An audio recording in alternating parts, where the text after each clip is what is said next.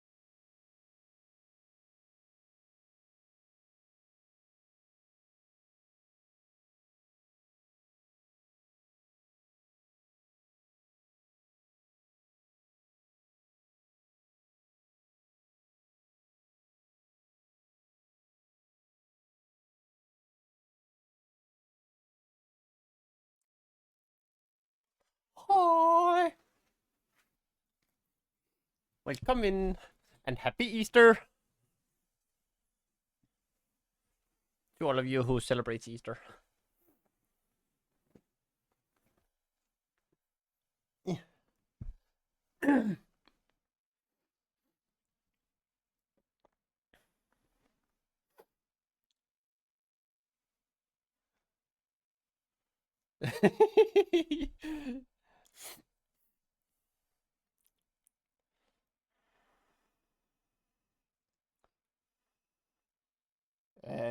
Yeah.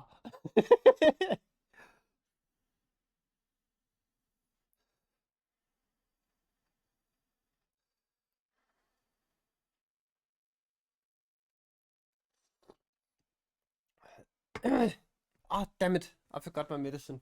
I'll be right back.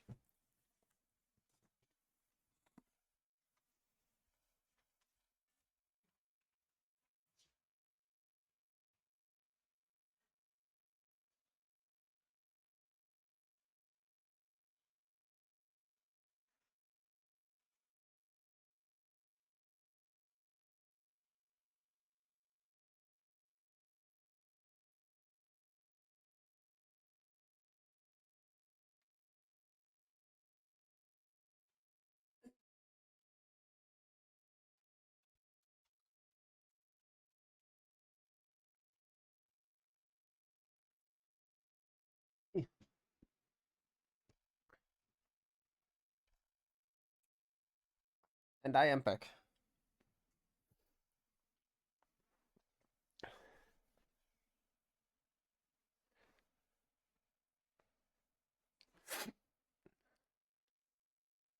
No. I don't lay eggs.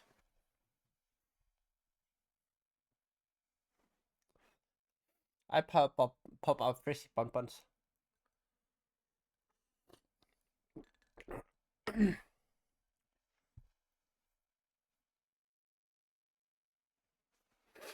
What are you doing, Spotify?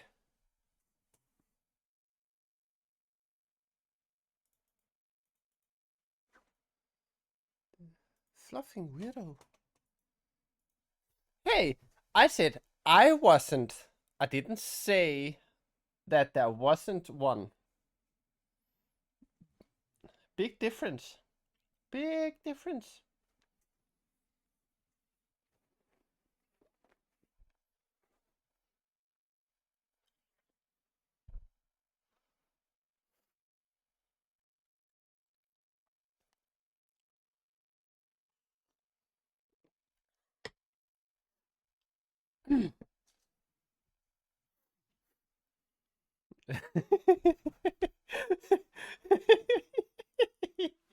Sure.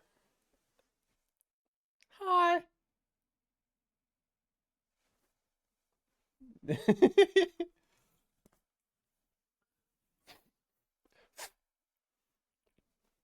I think I need to speak with your parents then.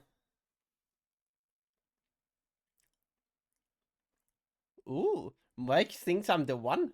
Mm.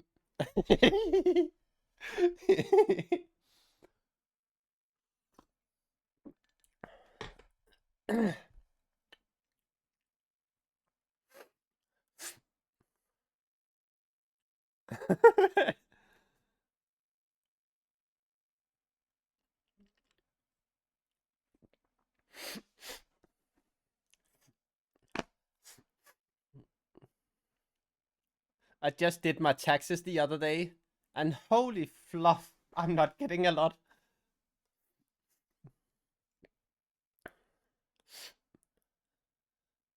I calculated that with every sub, if I do not buy any books, I get $1.25.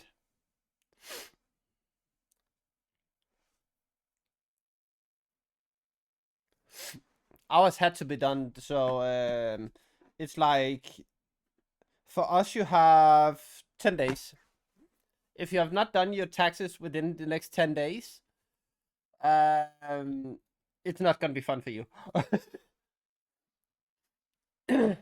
Yeah, but they don't ask for documents here. They get all documents through automated systems.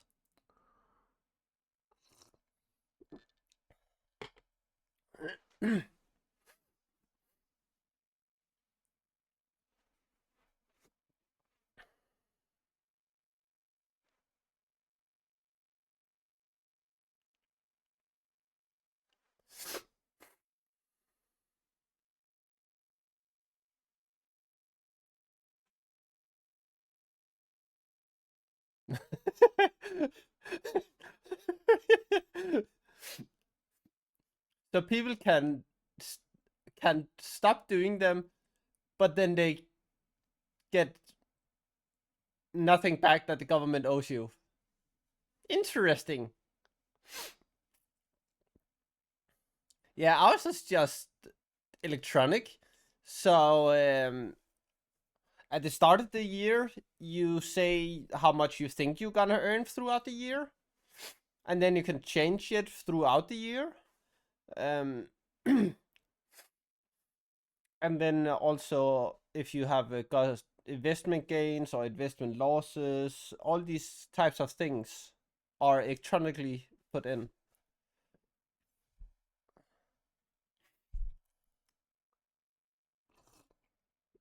Yeah, I agree. The how the taxes are set up, that makes no sense.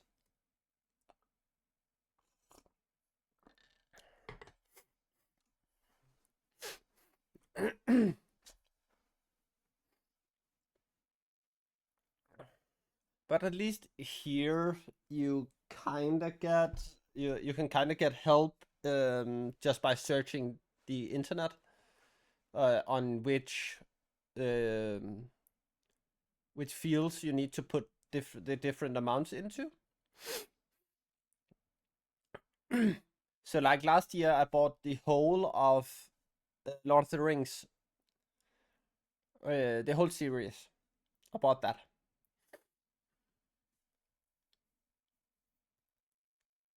Yeah, not here. Yeah, I deal with numbers for my mom's company as well. So it's not it's not too shit for me, but it's still confusing sometimes.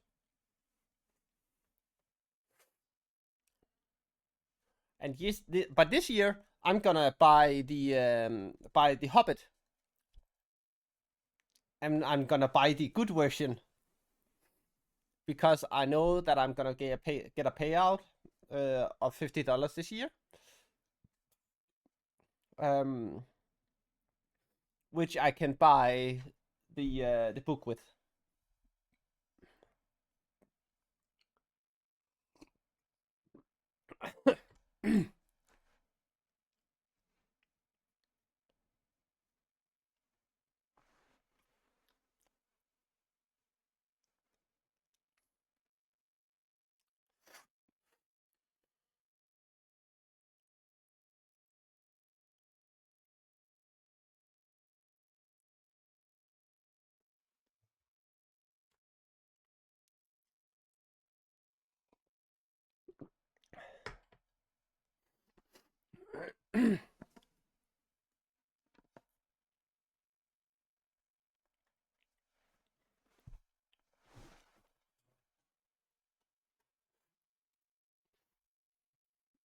But yes, I would love to help, but I have no damn clue how German taxes work.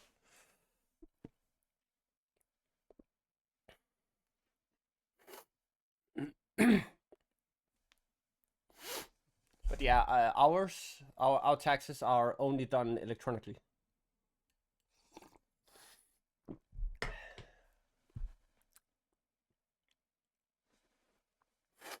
Oh, and a lot of people are, because it doesn't make sense for the normal people.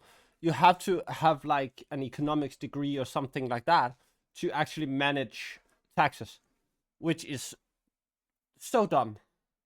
Because how can you require that people can understand economics in macro?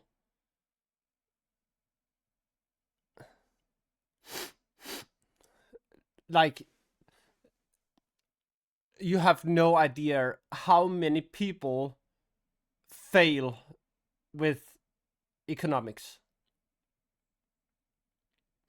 Just like the basic things of economy. Like, it's insane. And it's not because they don't want to do it.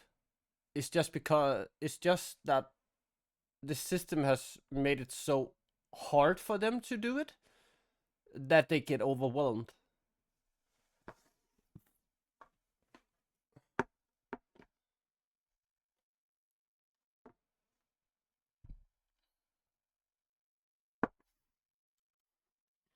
So it's not just you.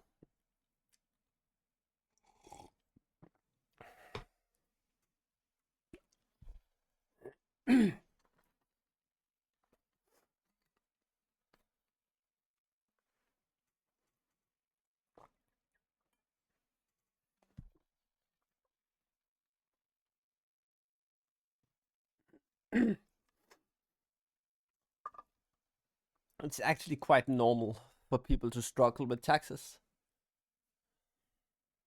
And some systems around the world are just nuts.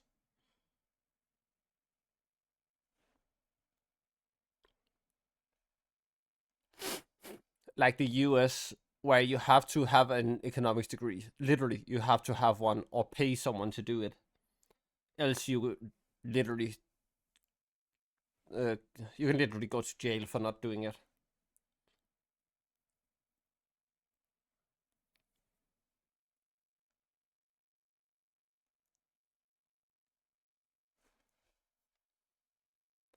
So yeah, it's kind of nuts, and I really hope that they make it easier for normal people to handle.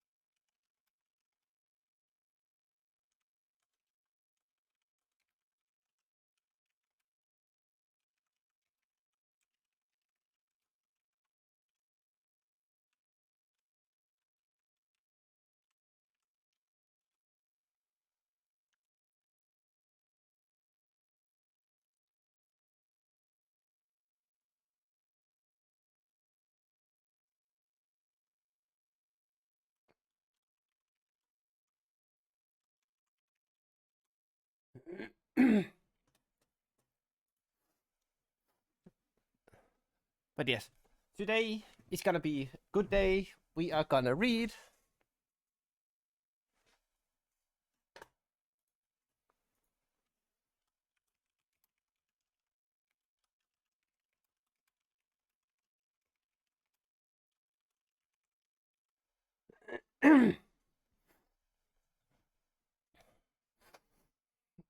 So yeah, we have 7 chapters left as far as I can remember.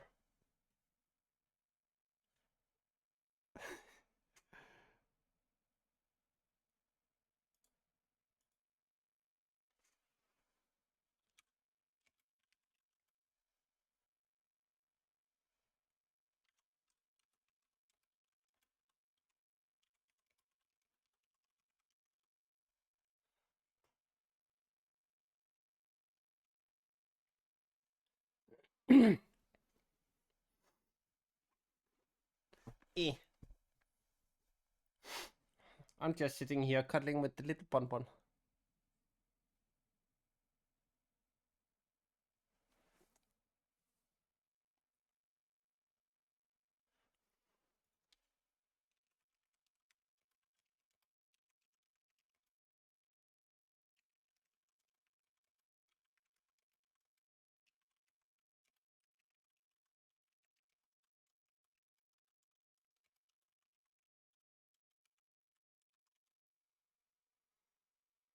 Eh. But yeah, taxes is just like time. Nobody gets it.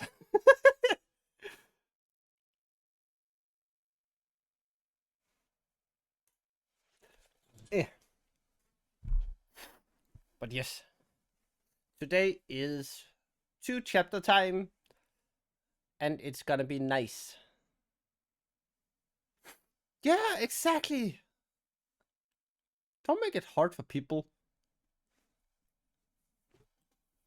Just make it fair. Uh, Dun,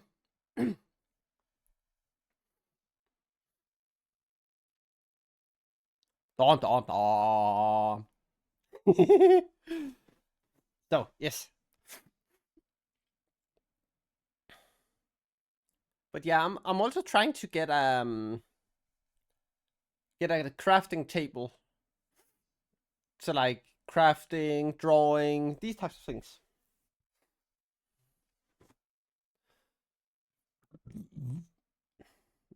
Oof. I would really love that. It could be fun.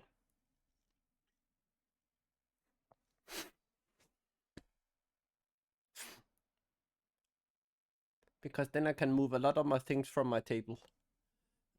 And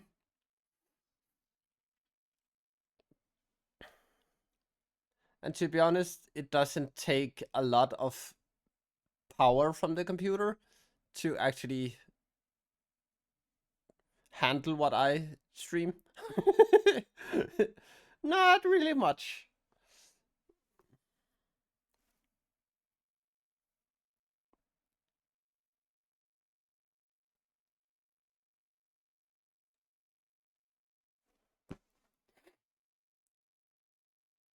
So yeah.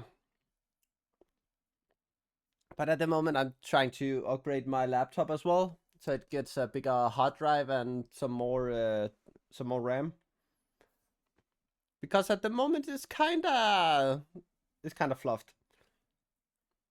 It can't handle Excel. Not very good, at least.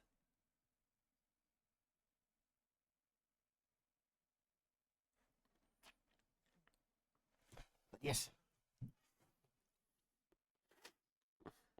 On to what we all came here for. The reading part. Chapter 3. Mount Doom. Sam put his ragged oak cloak under his master's head and covered them both with the grey robe of Lorien.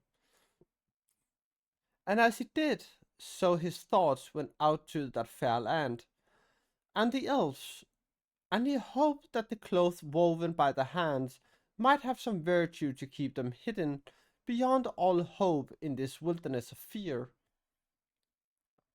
He heard the scuffling, and cries died down as the troops passed on through the Eisenmouth. It seemed that in the confusion that the mingling of many companies of various kinds, they had not been missed, not yet at any rate. Oh yeah, Mike, I have a question. So, what is the difference in the pause when this is used, this is used, this is used, and this is used?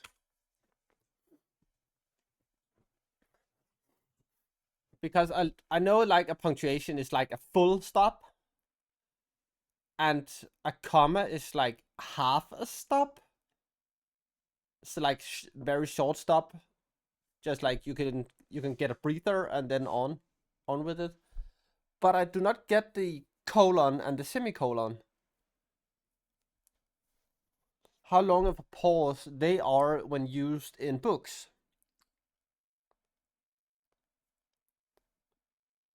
or if there even is a pause.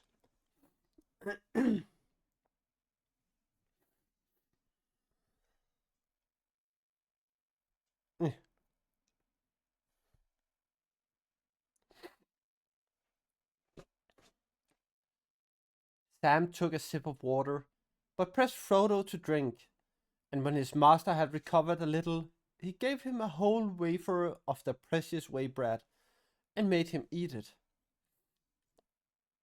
Then, too worn out even to feel much fear, they stretched themselves out.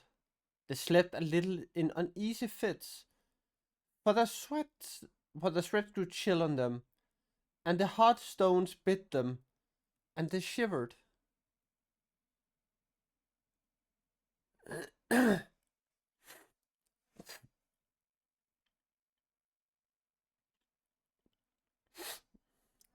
Oh, interesting.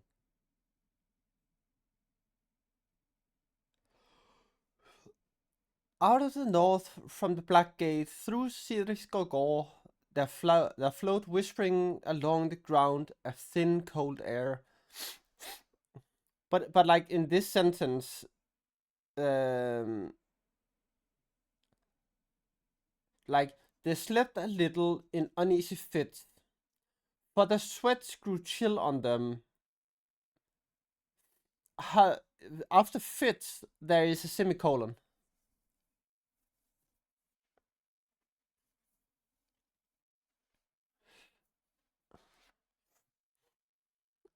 But as a numbers person, I have never really.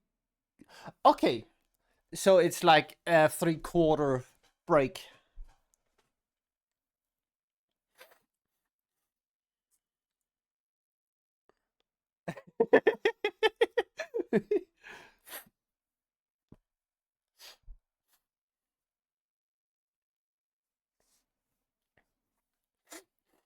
Well, when it's said like that, it makes sense to me because I'm a numbers person.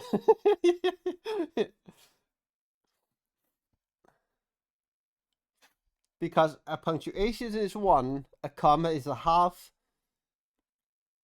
and a semicolon and a colon is a 3/4.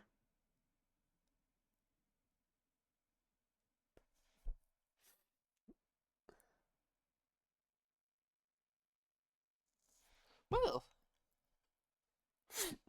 that's a way to explain it to a numbers person.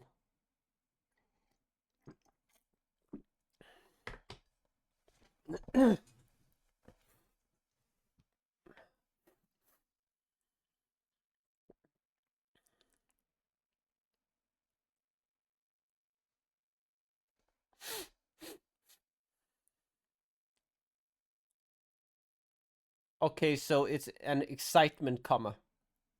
That's what semicolon and colon is used for.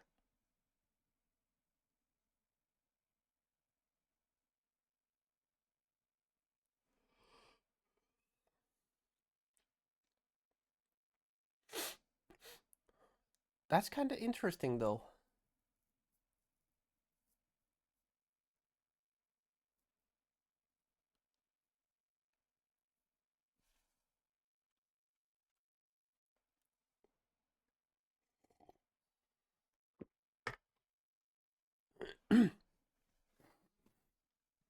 But yeah, as you know, like grammar has never really caught my attention.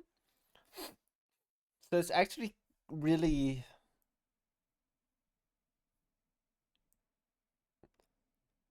it's good for me to understand how those things are when I read.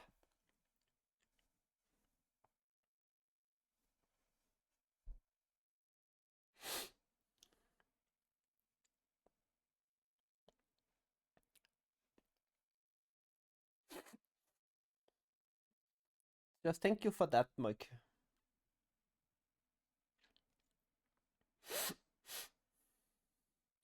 Also, please tell me if the music is too loud. Then I will just turn it down a notch.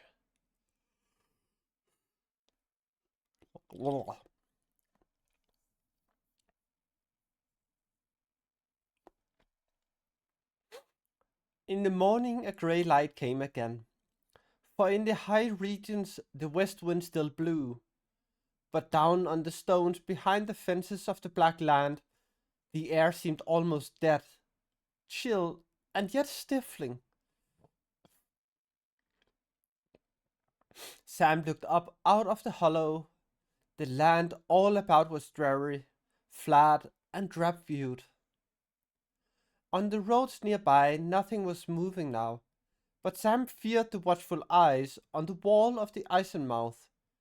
No more than a furlong away northward, southward, far off like a dark standing shadow, loomed the mountain. Smokes were pouring out from it, and while those that rose into the upper air trailed away eastward, Great rolling clouds floated down its sides and spread over the land. A few miles to the northeast, the foothills of the Ashen Mountains stood like somber grey ghosts, behind which the misty northern heights rose like a line of distant cloud, hardly darker than the lowering sky. Sam tried to guess the distance and to decide what way they ought to take. It looked like every step of 50 miles, he muttered gloomingly, staring at the threatening mountain, and that'll take a week. If it takes a day, with Mr. Frodo as he is, he shook his head, and as he worked things out, slowly a new dark thought grew in his mind. Never for long had hope died in his staunch heart, and always until now he had taken some thought for their return. But the bitter truth came home to him at last.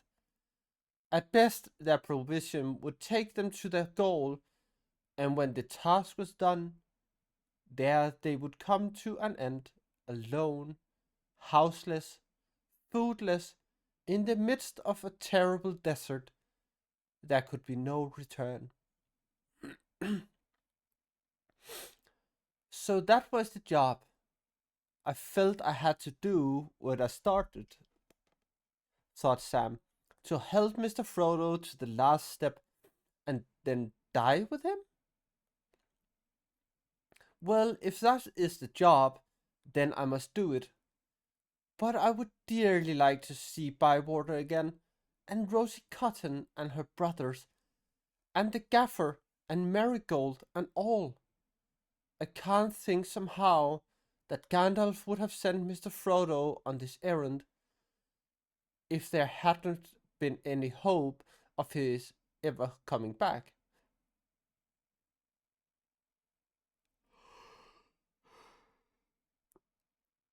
Things all went wrong when he went down in Moria. I wish he hadn't. He would have done something. But even as hope died in Sam, or seemed to die, it was turned to a new strength. Sam's plain hobbit face grew stern, almost grim, as the will hardened in him, and he felt through all his limbs a thrill as if he was turning into some creature of stone and steel that neither despair nor weariness nor endless barren miles could subdue. With a new scene of responsibility, he brought his eyes back to the ground near at hand, studying the next move. As the light grew a little, he saw to his surprise that what from a distance had seemed wide and featureless flats were in fact all broken and tumbled. Indeed, the whole surface plains of Gorgoroth was poked with great holes, as if, while it was still a waste of soft mud, it had been smitten with a shower of bowls and huge slingstones. The largest of these holes were rimmed with ridges of broken rock, and broad fissures ran out from them in all directions. It was a land in which it would be possible to creep from hiding to hiding, unseen by all but the most watchful eyes. Possible, at least, for one who was strong and had no need for speed, for the hungry and worn, who had far to go before life failed. It had an evil look. Thinking of all these things, Sam went back to his master. He had no need to rouse him. Frodo was lying on his back, with eyes open, staring at the cloudy sky. Well, Mr. Frodo, said Sam, I've been having a look around and thinking a bit. There's nothing on the roads, and we best be getting away while there is a chance. Can you manage it?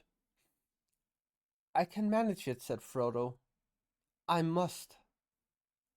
Once more they started, crawling from hollow to hollow, flitting behind such cover as they could find, but moving always in a slant towards the foothills of the northern range.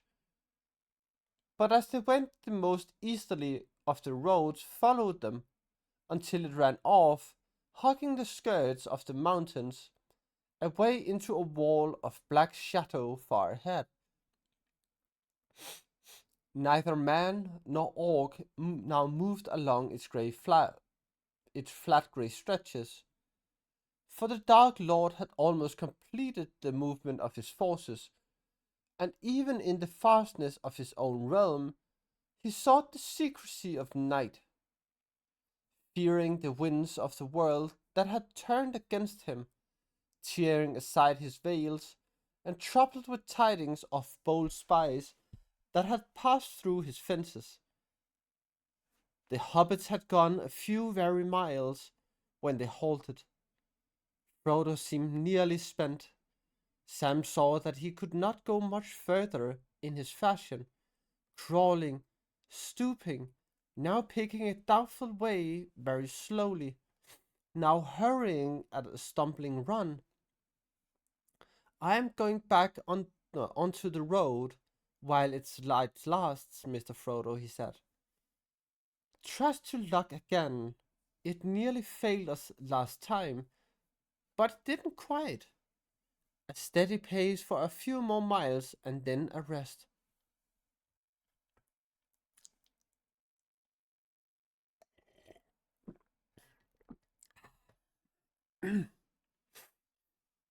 Nom nom.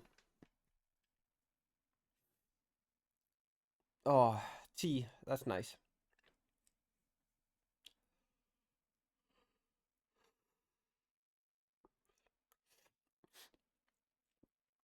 He was taking a far greater risk than he knew, but Frodo was too much occupied with his burden and with the struggle in his mind to debate, and almost too hopeless to care.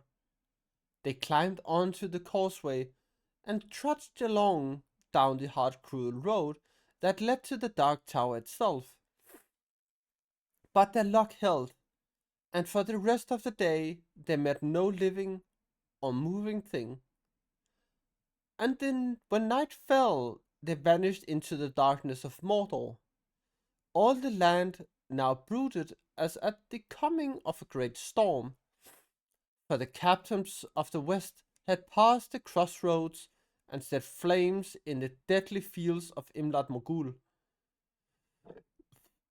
So the desperate journey went on, as the ring went south and the banners of the kings rode north. For the hobbits each day, each mile was more bitter than the one before, as their strength lessened and the land became more evil. They met no enemies by day, at times by night, as they cowered or drowsed uneasily in some hiding beside the road. They heard cries and the noise of many feet, or the swift passing of some cruelly ridden steed. But far worse than all such perils was the ever approaching threat that beat upon them as they went, the dreadful menace of the power that waited, brooding in the deep thought and sleepless malice behind the dark veil about its throne. Nearer and nearer it drew, looming blacker, like the oncoming of a wall of night at the last end of the world.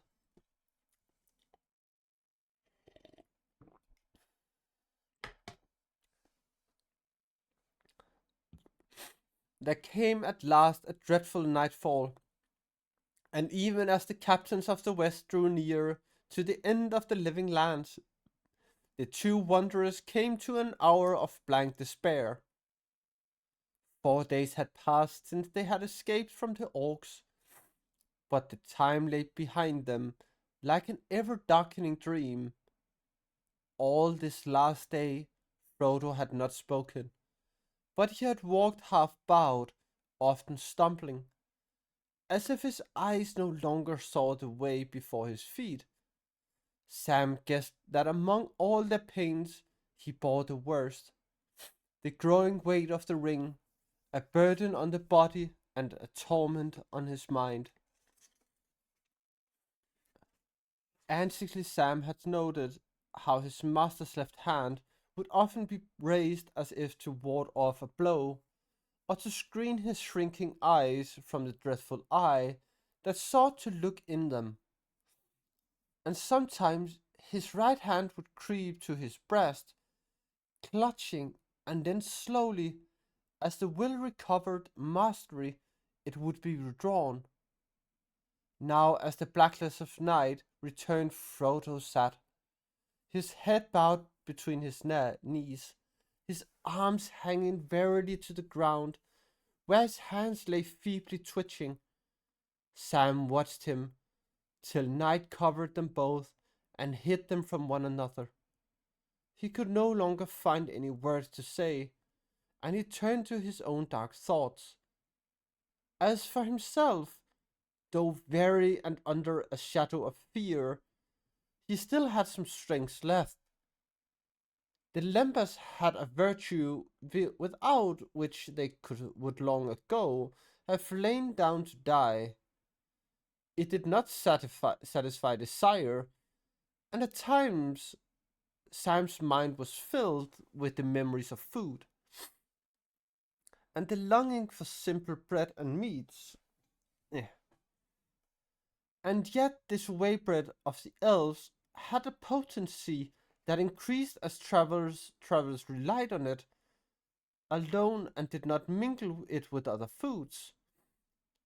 It fed the will, and it gave strength to endure, and to master sinew and limb, beyond the measure of mortal kind. But now a new decision must be made. They could not follow this road any longer, for it went on eastward into the great shadow, but the mountain now loomed upon the right, almost due south, and they must turn towards it. Yet still before it there stretched a wide region of fuming, barren, ash-written lands. Water, water, muttered Sam. He had stinted himself, and in his parched mouth his tongue seemed thick and swollen. But for all his care, they now had very little left.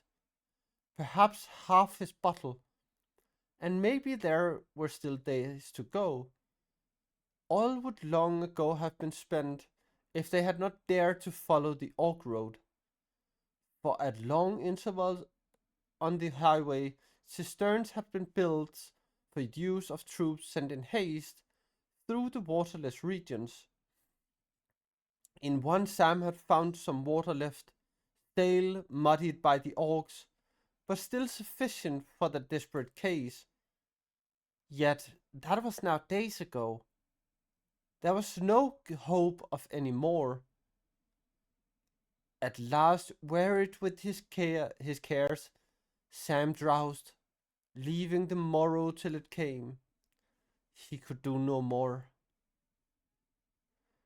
Dream and waking mingled uneasily. He saw lights like gloating eyes, and dark creeping shades, and he heard noises of a wild beast or the dreadful cries of tortured things, and he would start up to find the world all dark, and only empty blackness all about him.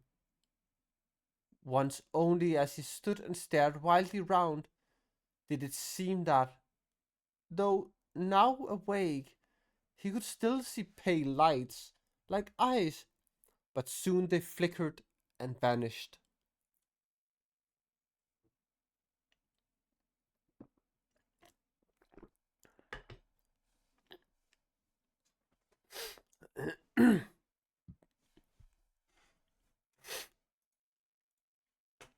Mm.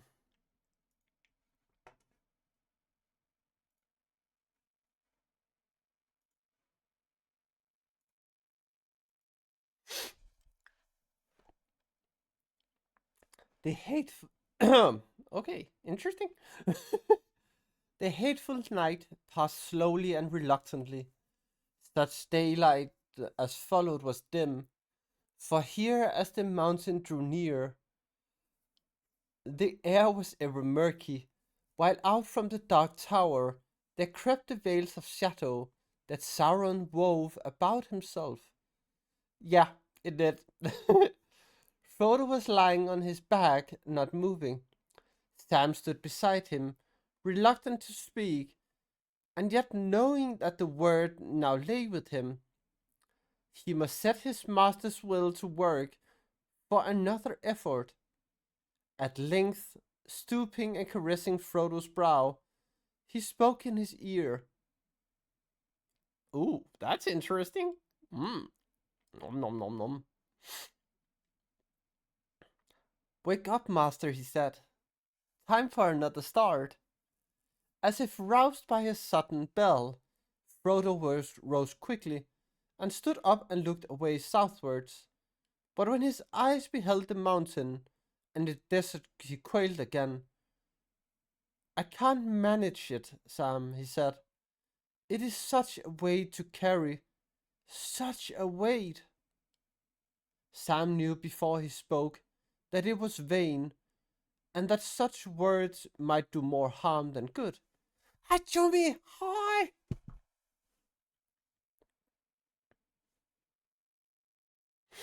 But in his pity, he could not keep silent. Then let me carry it a bit for you, master, he said. You know I would, and gladly as long as I have any strength. A wild light came into Frodo's eyes. Stand away! Don't touch me, he cried. It's mine, I say. Be off! His hand strayed to his sword hilt, but then quickly his voice changed. No, no, Sam, he said sadly. But you must understand. It is my burden, and no one else can bear it. It is too late now, Sam dear. You can't help me in that way again.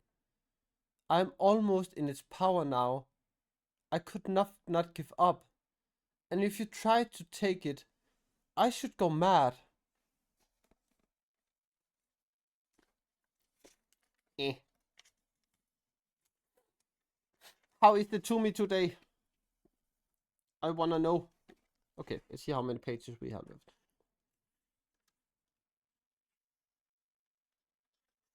Ding. Okay, so we have 28 pages left. Interesting. Well, it's Easter, so I'm happy. And the bonbons are saying hi.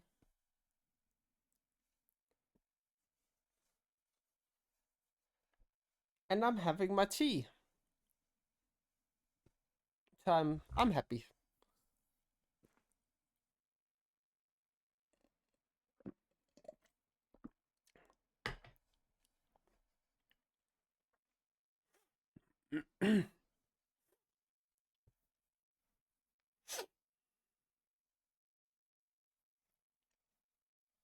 Eh.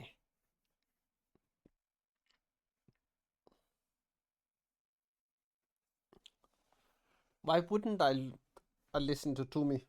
Toomey is a great clown. Toomey is an amazing clown.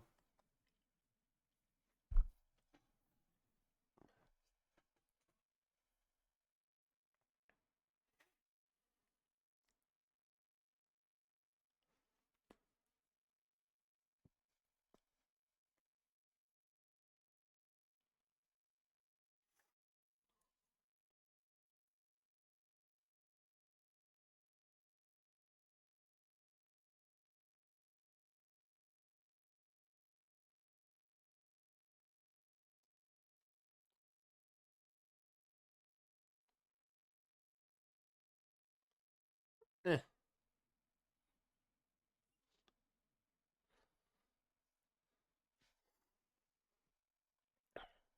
But yeah, at some point when I get some money, I want new scenes for my stream.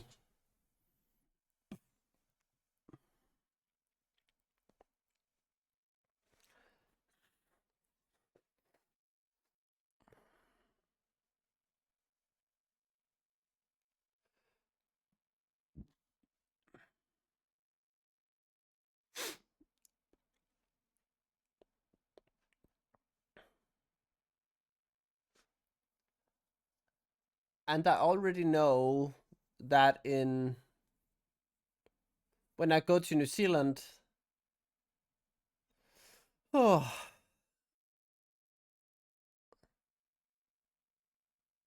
I need to drive at the left side of the road. Yay!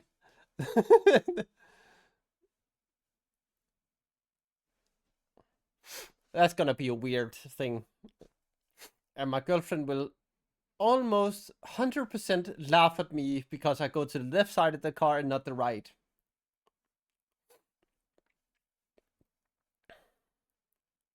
So yeah.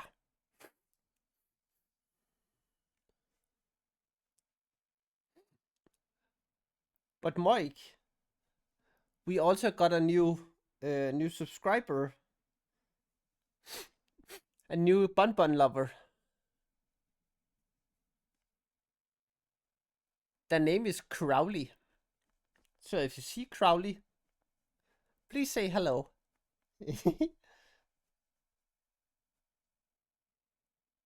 What do you mean? I'm so confused.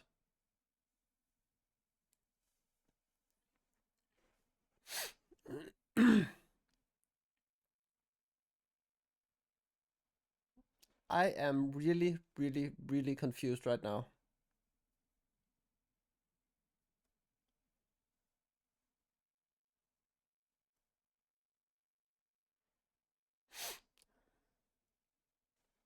Because literally their username is Crowley.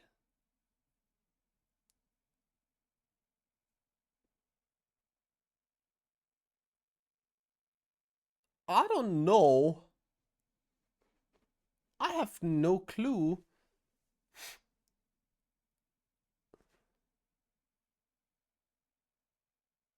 How would I know if someone is a demon cultist? I haven't watched Supernatural, so how would I fucking know?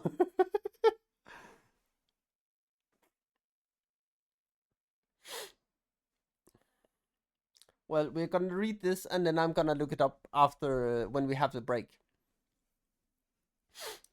Sam nodded. I understand, he said. But I've been thinking, Mr. Frodo. There's other things we might do without. Why not lighten the load a bit? We are going that way now, as straight as we can make it. He pointed to the mountain. It's no good taking anything we are not sure to need. Frodo looked again towards the mountain. No, he said. We shan't need much on that road.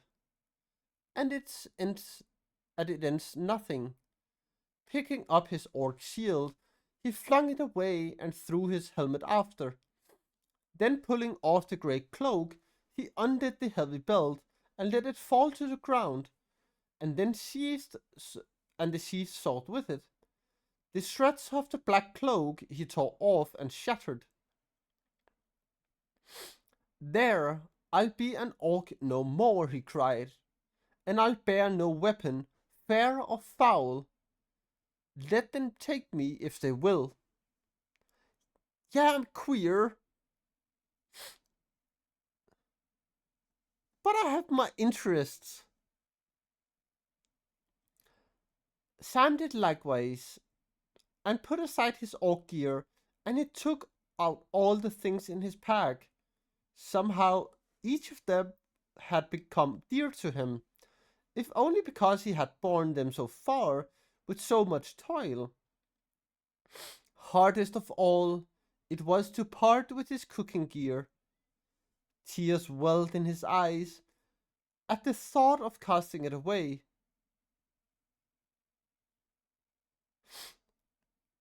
Do you remember that bit of rabbit, Mr. Frodo? He said.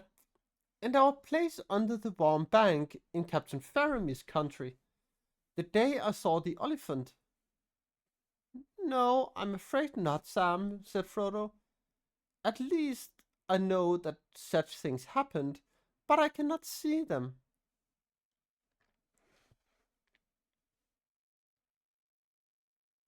No taste of food. No feel of water, no sound of wind, no memory of tree or grass or flower. No image of the moon or stars are left to me. I am naked in the dark, Sam, and there is no veil between me and the wheel of fire. I began to see it even with my waking eyes, and all else fades.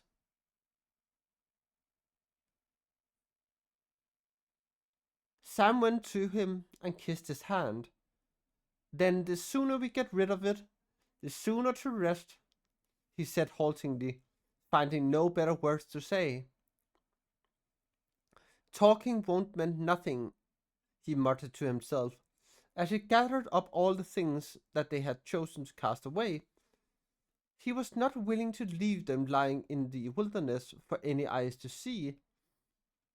Stinker picked up that orc shirt, seemingly, and he isn't going to add a sword to it. His hands are bad enough when empty, and he isn't going to mess with my pants. With that, he carried all the gear away to one of the many gaping fissures that scored the land and threw them in. The clatter of his precious pants, as they fell down into the dark, was like a death knell to his heart. Interesting.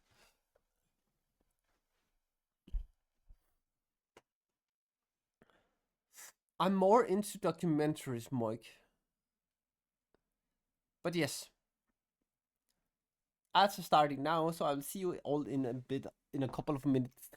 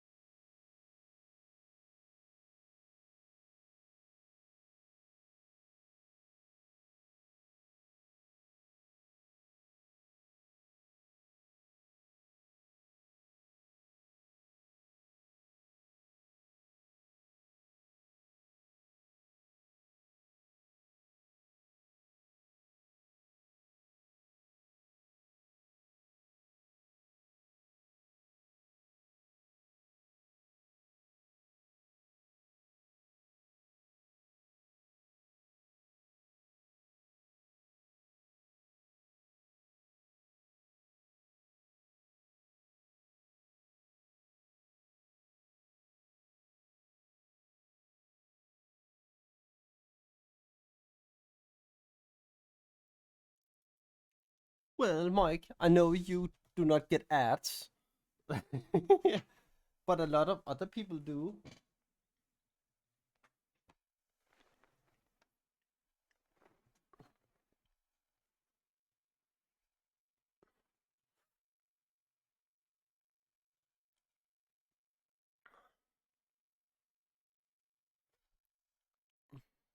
Also, to be honest, that's serious. That just it just looks like the the normal like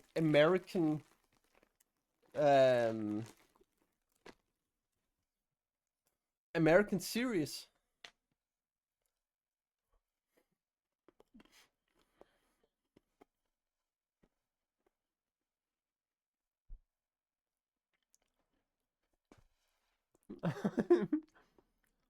I appreciate that, Mike. I really do.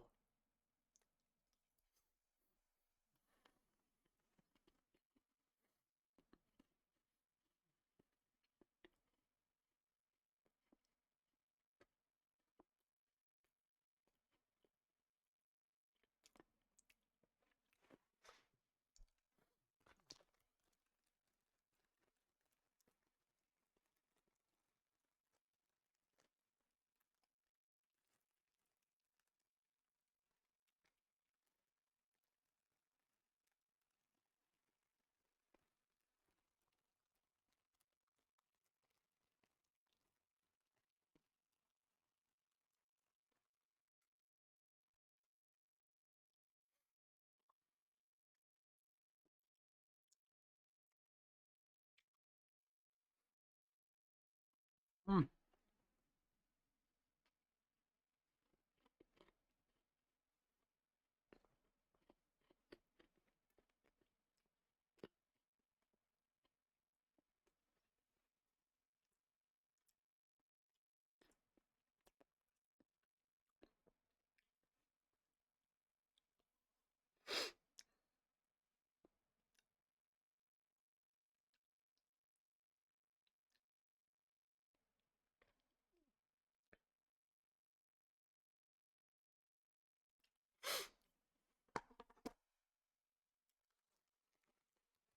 mm.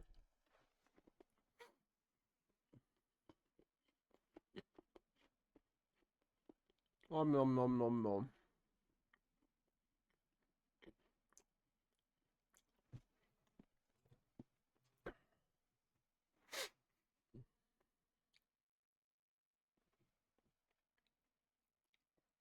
Mm.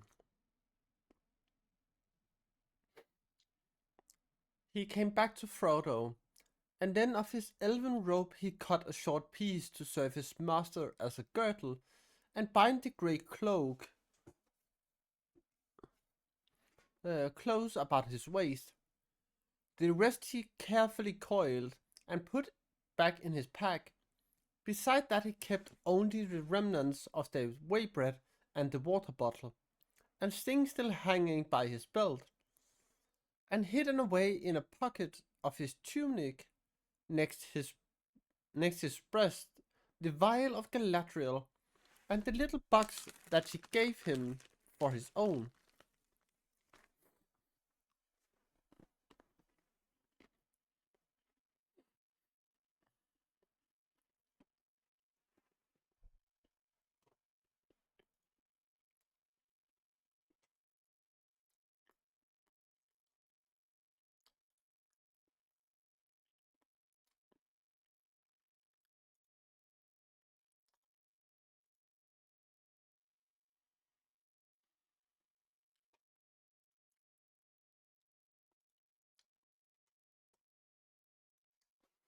Snackies. And I'm gonna pour myself a cup of tea.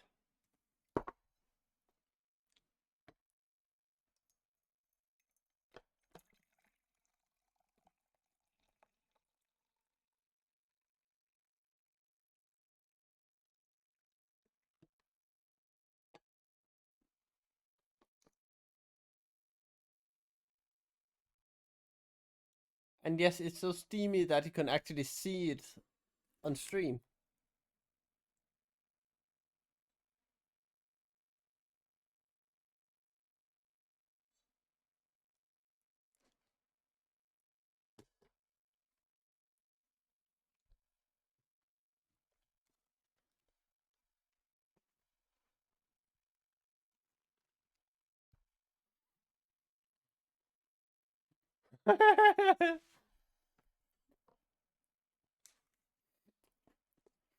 No, it's my cheese.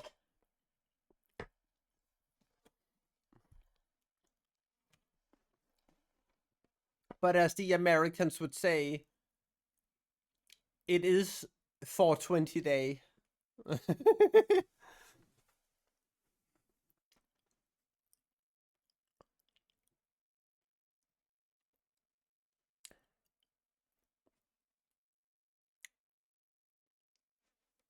Eh. Yeah, it actually is.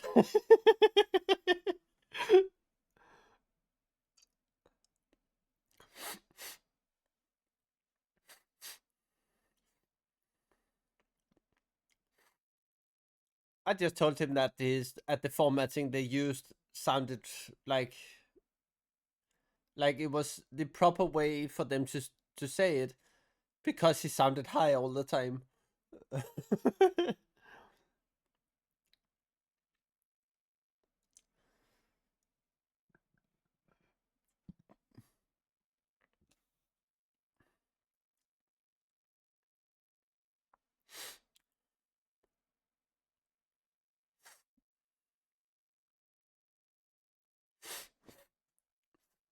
Yeah, we do. Now at last they turned their faces to the mountain and set out, thinking no more of concealment, bending their weariness and failing wills only to the one task of going on. In the dimness of its dreary day, few things, even in that land of vigilance, could have espied them, save from close at hand. Of all the slaves of the Dark Lord, only the Nazgul could have warned him of the peril that crept, small but indomitable, in the very heart of his guarded realm. But the Nazgul and the Black Wings were abroad on another errand. They were gathered far away, shadowing the march of the captains of the West, and neither the thought of the Dark Tower was turned. That day it seemed to Sam that his master had found some new strength, more than could be explained by the small lightening of the load that he had to carry. In the first marches, they went further and faster than he had hoped. The land was rough and hostile, and yet they made much progress, and ever the mountain drew nearer. But as the day wore on, and all too soon the dim light began to fail, Frodo stooped again and began to stagger, as if the renewed effort had squandered his remaining strength. At the last halt, he sank down and said, "I'm thirsty, Sam," and did not speak again. Sam gave him a mouthful of water.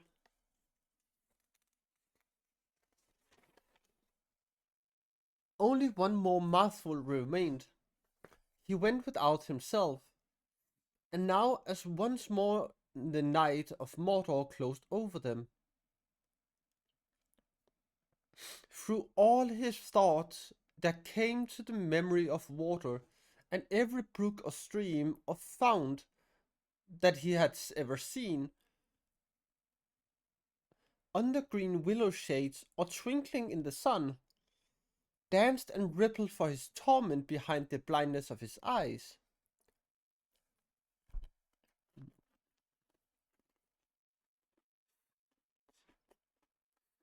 Om nom nom nom nom.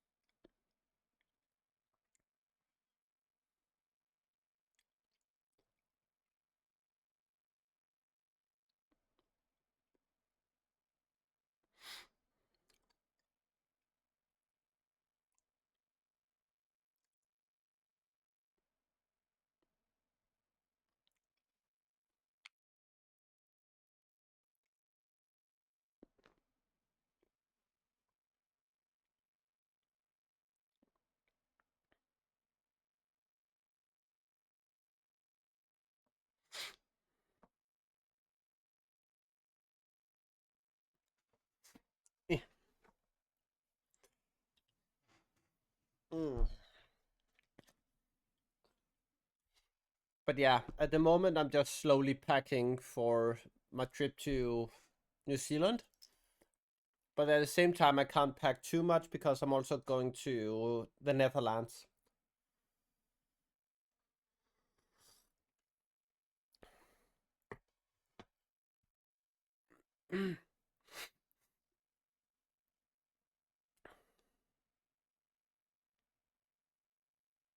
Yeah. And when I'm in the Netherlands, the schedule will change a little bit because if I would need to stream in at my normal time, then I would have to stream at 5 a.m. in the morning, and that's not gonna happen. I can say that now. Literally not gonna happen.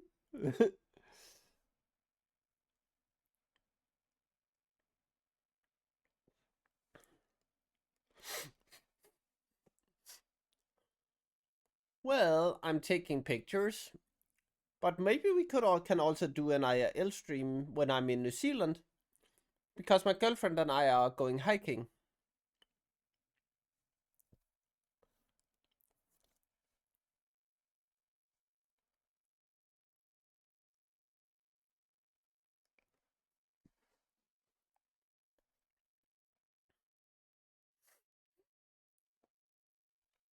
The issue is if we if we were to go to Hobbiton,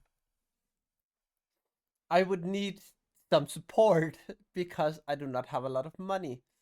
And going to the North Island, that's kinda expensive.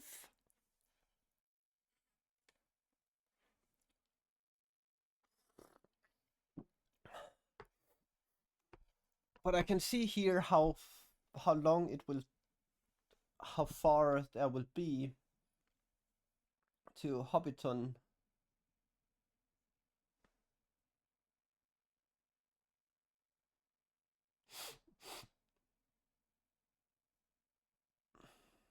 Hobbiton movies, it's here.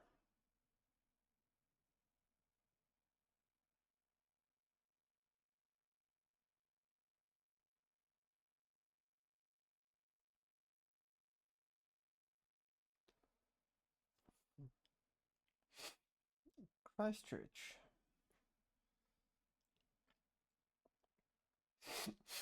Well, it would be a 14-hour drive to go to Hobbiton.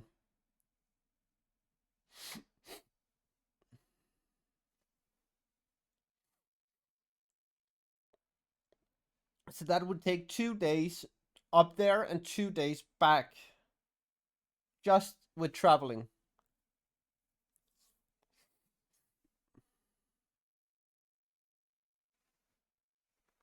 Mm.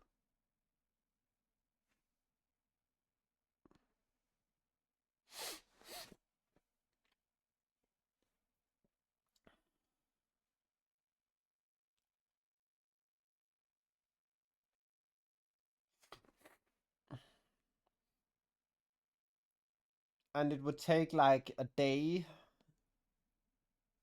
for each way if we would do it with flights. But flights might be actually be cheaper.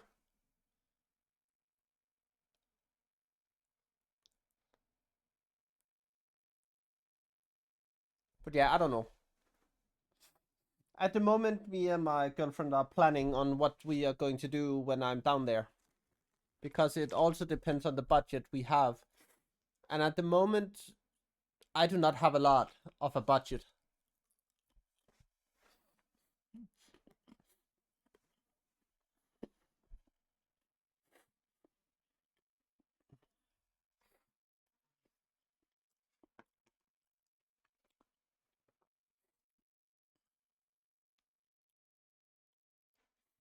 So if you guys really want me to read from Hobbiton. Um, then I would love some support to be able to do that.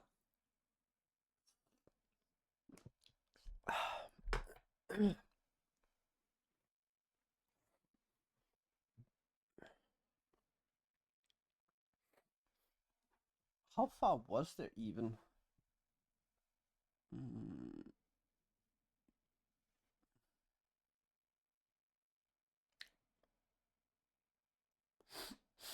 900 kilometers. How the fluff can that take 14 hours?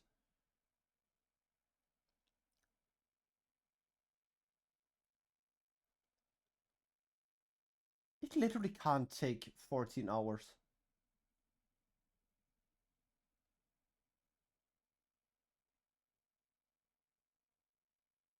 How the fluff?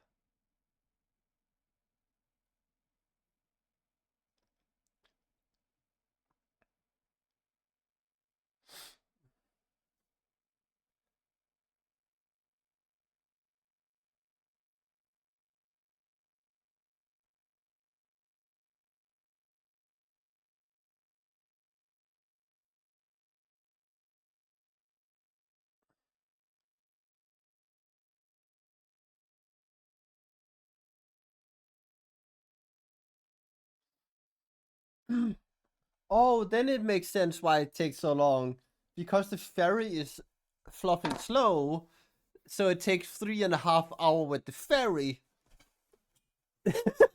Then it makes a lot more sense.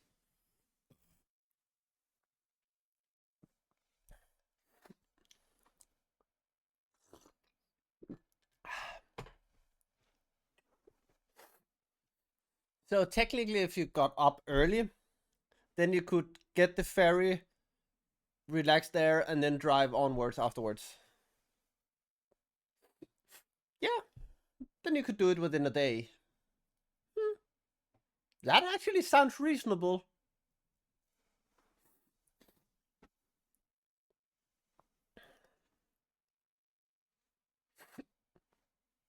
Hmm, fair.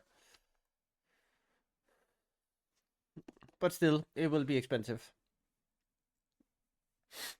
He felt the cool mud about his toes as he paddled in the pool at Bywater with Jolly Cotton and Tom and Nips and their sister Rosie. But that was years ago, he sighed, and far away. The way back, if there is one, goes past the mountains. He could not sleep, up he held a debate with himself. Well, come now, you have done better than you hoped, he said. He said steadily. Began well anyway. I reckon we crossed half the distance before we stopped. One more day will do it. And then he paused. Don't be a fool, Sam Gamgee, came an answer in his own voice. He won't go another day like that. If he moves at all, and you can't go much longer giving him all the water and most of the food. I can go a good way though, and I will. Where to? To the mountain, of course. But what then, Sam Gamgee? What then? When you get there, what are you going to do? He won't be able to do anything for himself. To his dismay, Sam realized that he had not gotten an answer to this. He had no clear idea at all. Frodo had not spoken much to him of his errand, and Sam only knew vaguely that the ring had somehow to be put in the fire. The cracks of doom, he muttered, the old name rising to his mind. Well, if Master knows how to find them, I don't. There you are, came the answer. It's all quite useless, he said so himself. You are the fool, going on hoping and toiling. You could have lain down and gone to sleep together days ago, if you hadn't been so dodged. But you'll die just the same, or worse. You might just well lie down now and give up. You will never get to the top anyway. I'll get there if I leave everything but my bones behind, said Sam, and I'll carry Mr. Frodo up myself if it breaks my back and heart. So stop arguing. At that moment, Sam felt a tremor in the ground beneath him, and he heard or sensed a deep remote rumble, as of thunder imprisoned under the earth. There was a brief red flame that flickered under the clouds and died away. The mountain too slept uneasily. The last stage of the journey to Erodrin came, and it was torment greater than Sam had ever thought that he could bear. He was in pain, and so parched that he could not longer swallow even a mouthful of food. It remained dark, not only because of the smokes of the mountain. There seemed to be a storm coming up, and away to the southeast there was a shimmer of lightnings under the black skies. Worst of all, the air was full of fumes. Breathing was painful and difficult, and a dizziness came on them, so that they staggered and often fell. And yet their wills did not yield, and they struggled on.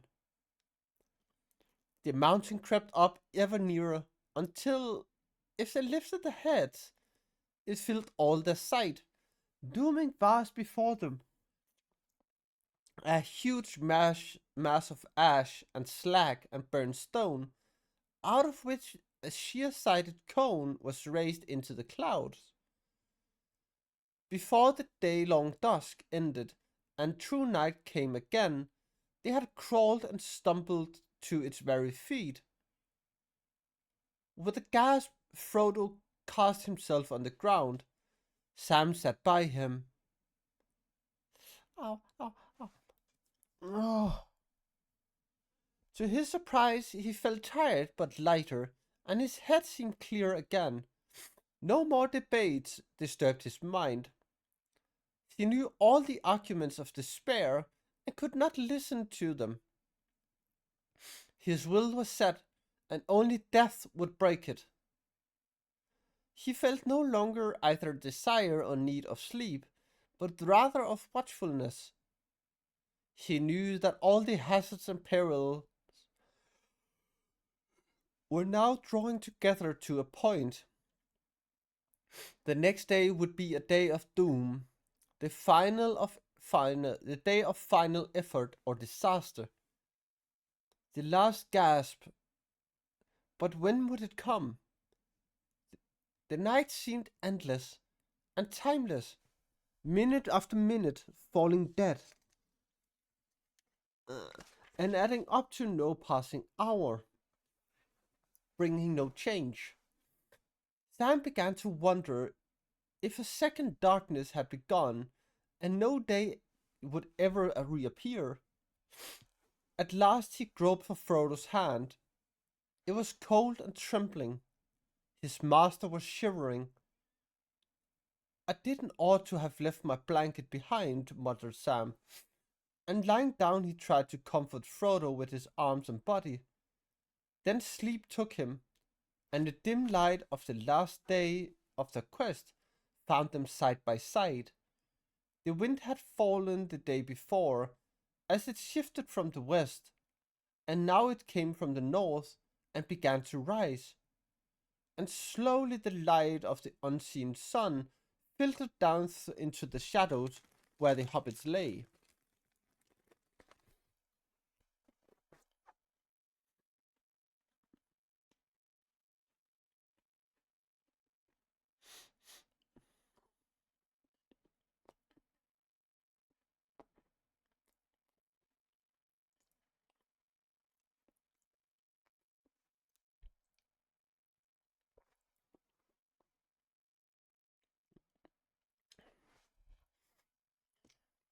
Now for hydration time.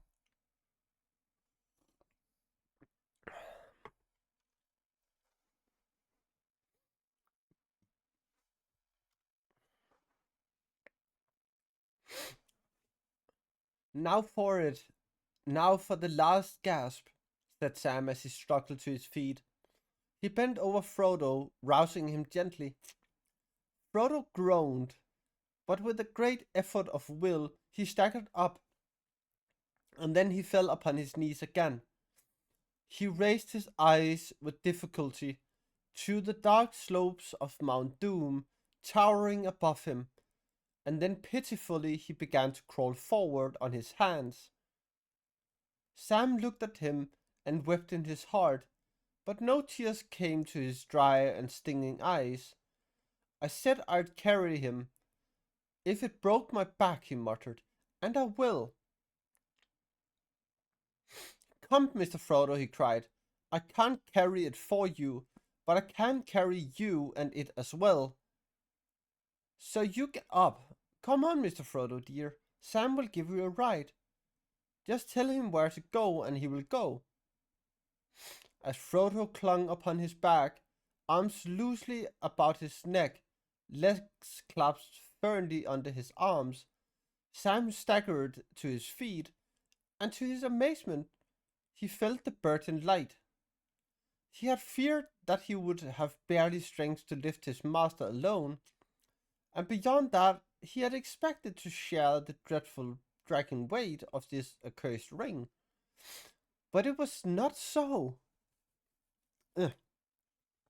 Whether because Frodo was so worn by his long pains, wound and knife, and venomous sting, and sorrow, fear, and homeless wandering, or because some gift of final strength was given to him, Sam lifted Frodo with no more difficulty than if he were carrying a hobbit child pickaback in some romp on the lawns or hayfields of the Shire. He took a deep breath and started off. They had reached the mountain's foot on its northern side, and a little to the westward. There its long grey slopes, though broken, were not sheer. Frodo did not speak, and so Sam struggled as best as he could, having no guidance but the will to climb as high as might be before his strength gave out and his will broke. On he toiled, up and up, turning this way and that to lessen the slope, often stumbling forward, and at last crawling like a snail with a heavy burden on his back. When his will could drive him no further, and his limbs gave way, he stopped and laid his master gently down. Frodo opened his eyes and drew a breath. It was easier to breathe up here above the reeks that coiled and drifted down below. Thank you, Sam, he said in a cracked whisper. How far is there to go? I don't know, said Sam, because I don't know where we are going. He looked back and then he looked up, and he was amazed to see how far his last effort had brought him. The mountain standing ominous and alone had looked taller than it was. Sam saw now that it was less lofty than the high passes of the Ifeldoarth, which he and Frodo had scaled. The confused and tumbled shoulders of its great base rose from maybe 3,000 feet above the plain, and above them was reared half as high again its tall central cone, like a vast oast or chimney capped with a jagged crater. But already Sam was more than halfway up the base, and the plain of Gorgoroth was dim below him, wrapped in fume and shadow. As he looked up, he would have given a shout if his parched throat had allowed him. For amid the rugged humps and shoulders above him, he saw plainly a path or road. It climbed like a rising girdle from the west and wound snake-like about the mountain until it went round out of view. It reached the foot of the cone upon its eastern end.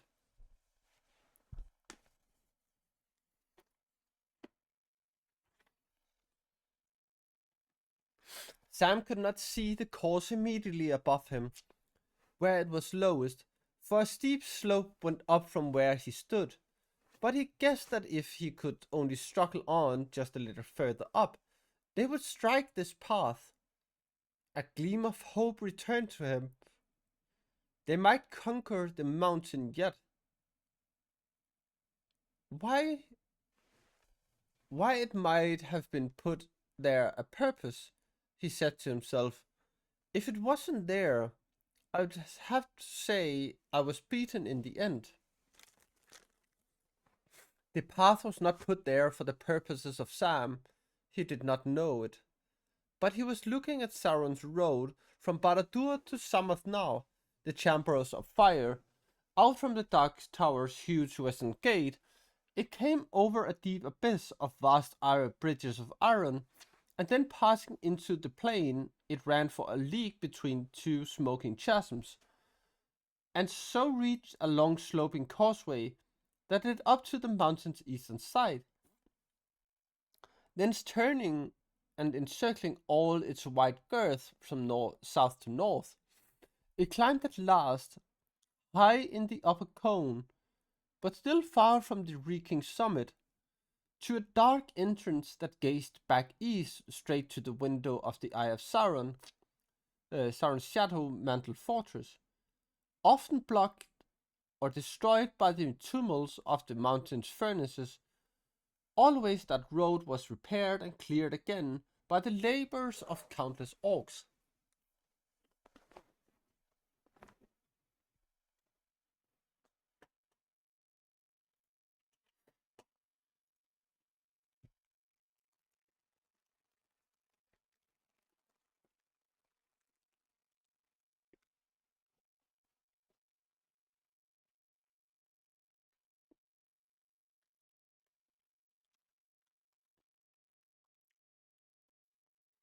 Mm.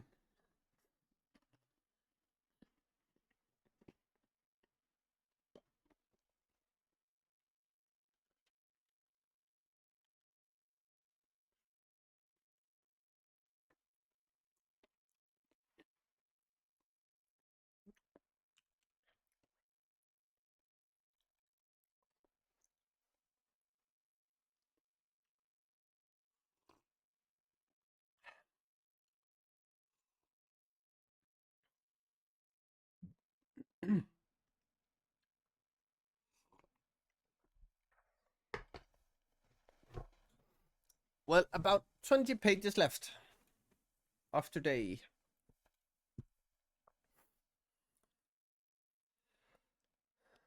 Sam drew a deep breath. There was a path, but how he was getting it, but how he was to get up the slope to it he did not know. First he must ease his aching back. He lay beside Frodo for a while. Neither spoke. Slowly the light grew. Suddenly a sense of urgency, which he did not understand, came to Sam. It was almost as if he had been called. Now, or it will be too late. He braced himself and got up. Frodo also seemed to have felt the call. He struggled to his knees. I'll crawl, Sam, he gasped. So foot by foot, like small grey insects, they crept up the slope. They came to the path and found that it was broad, paved with broken rubble and beaten ash. Frodo clambered onto it, and then moved as if some compulsion, he turned slowly to face the east. Far off, the shadow of Sauron hung, but torn by some gust of wind out of the world, or else moved by some great disquiet within. The mantling clouds swirled and for a moment drew aside, and then he saw, rising blacker and darker than the vast shades amid which it stood, the cruel pinnacles and iron crown of the topmost tower of Barad-dûr. One moment only it stared out, but as from some great window, immeasurable high, there stabbed northward a flame of red the flicker of a piercing eye, and then the shadow were furled again, and a terrible vision was removed. The eye was not turned to them, it was gazing north to where the captains of the west stood at bay, and thither all its malice was now bent, as the power moved to strike its deadly blow. But Frodo, at that dreadful glimpse, fell as one stricken mortally. His hand sought the chain about his neck. Hi, Chicky. Hi, Pingu. Welcome in. And happy Easter.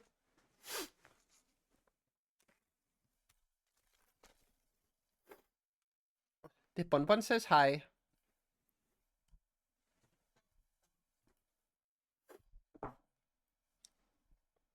And this is how we feel today.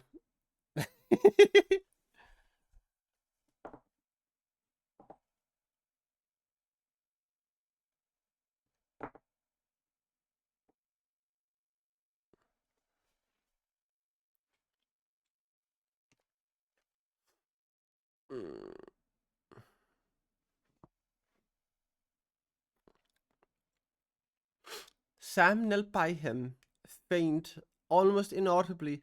He heard Frodo whispering, "Help me, Sam. Help me, Sam. Hold my hand. I can't stop it." Sam took his master's hand and laid them together, palm to palm, and kissed them, and then he held them gently between his own. The thought came suddenly to him. He spotted us. It's all up, or soon will be. Now, Sam Gamgee, this is the end of all ends. Again he lifted Frodo and drew his hands down to his own breast, letting his master's legs dangle. Then he bowed his head and struggled off along the climbing road. It was not as easy a way to take as it had looked at first. By fortune, the fires that had poured forth in the great turmoils when Sam stood upon Sidis Ungul had flowed down mainly on the southern and western slopes, and the road on this side was not blocked. Yet in so many places it had crumbled away or was crossed by gaping rents.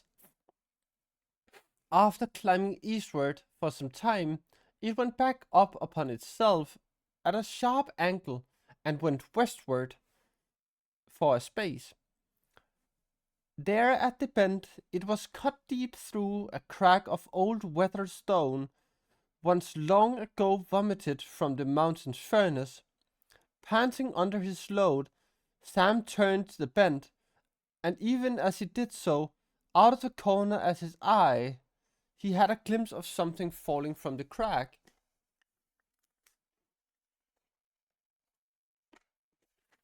Like a small piece of black stone that had toppled off as he passed. A sudden weight smote him, and he crashed forward, tearing the backs of his hands that still clasped his master's. Then he knew what had happened, for above him as he lay, he heard a hated voice. "Wicked masters," it hissed. "Wicked masters teased us. Teased Smeagol." Gollum. "He mustn't go that way. He mustn't hurt Precious. Give it to Smeagol. Yes, give it to us. Give it to us." Thank you, Pingu. Eh. Eh.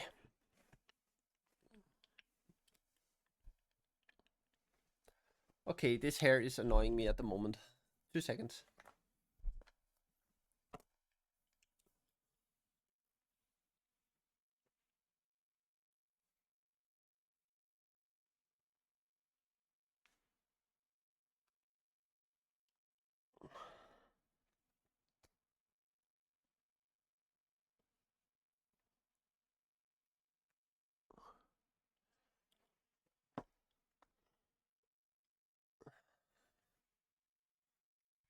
There we go.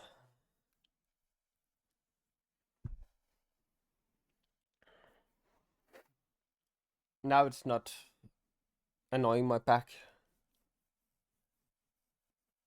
Yeah.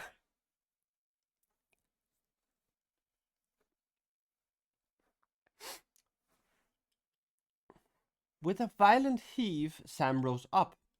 At once he drew his sword, but he could do nothing. Gollum and Frodo were locked together. Gollum was tearing at his master, trying to get at the chain and the ring. This was probably the only thing that could have roused the dying embers of Frodo's heart and will. An attack, an attempt to wrest his treasure from him by force. He fought back with a sudden fury that amazed Sam, and Gollum also. Even so, things might have gone far otherwise.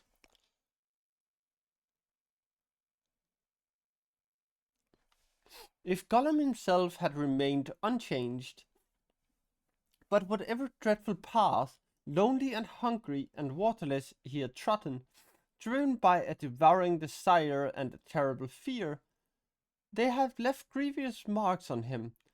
He was a lean, starved, haggard thing, all bones and tight-drawn, sallow skin.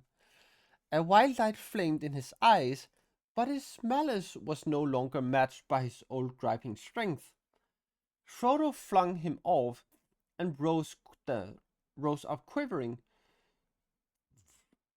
Down, down, he gasped, clutching his hand to his breast, so that beneath the cover of his leather shirt he clasped a ring. Down, you creeping thing, and out of my path. Your time is at an end. You cannot betray me or slay me now. Then suddenly, as before under the eaves of the Immon Mule, Sam saw these two rivals with other vision. A crouching shape, scarcely more than the shadow of a living thing. A creature now wholly ruined and defeated, yet filled with a hideous lust and rage. And before it stood stern, untouchable now by pity, a figure robed in white, but at his breast it held a wheel of fire. Out of the fire there spoke a commanding voice. Begone, and trouble me no more. If you touch me ever again, you shall be cast yourself into the fire of doom. The crouching shape backed away, terror in his blinking eyes, and yet at the same time irresistible desire. Then the vision passed, and Sam saw Frodo standing, hand on breast, breathing, his breath coming in great gasps, and Gollum at his feet, resting on his knees, with his wide-splayed hands upon the ground. Look out, cried Sam, he'll spring. He stepped forward, brandishing his sword. Quick, master, he gasped. Go on, no time to lose. I'll deal with him. Go on. Frodo looked at him, as if at one now far away. Yes, I must go on, he said. Farewell, Sam. This is the end at last. On Mount Doom, doom shall fall. Farewell. He turned and went on, walking slowly but erect, up the climbing path. Now, said Sam, at last I can deal with you. He leapt forward with drawn blade, ready for battle. But Gollum did not spring. He fell flat upon the ground and whimpered. Don't kill us, he wept. Don't hurt us with Nazi's cruel steel. Let us live. Yes, live just a little longer. Lost, lost, we are lost. And when Precious goes, we'll die. Yes, die into the dust. He clawed up the ashes of the path with his long fleshless fingers. Dust, he hissed. Sam's hand wavered. His mind was hot with wrath and the memory of evil. It would be just to slay this treacherous, murderous creature, just and many times deserved, and also it seemed the only safe thing to do. But deep in his heart, there was something that restrained him. He could not strike this thing lying in the dust, forlorn, ruinous, utterly wretched. He himself thought only for a little while, had borne the ring, and now dimly he guessed the agony of Gollum's shriveled mind and body, enslaved to that ring, unable to find peace or relief ever in life again. But Sam had no words to express what he felt. "Oh, curse you, you stinking thing," he said. "Go away, be off. I don't trust you, not as far as I could kick you. But be off, or I shall hurt you, yes, with nasty cruel steel."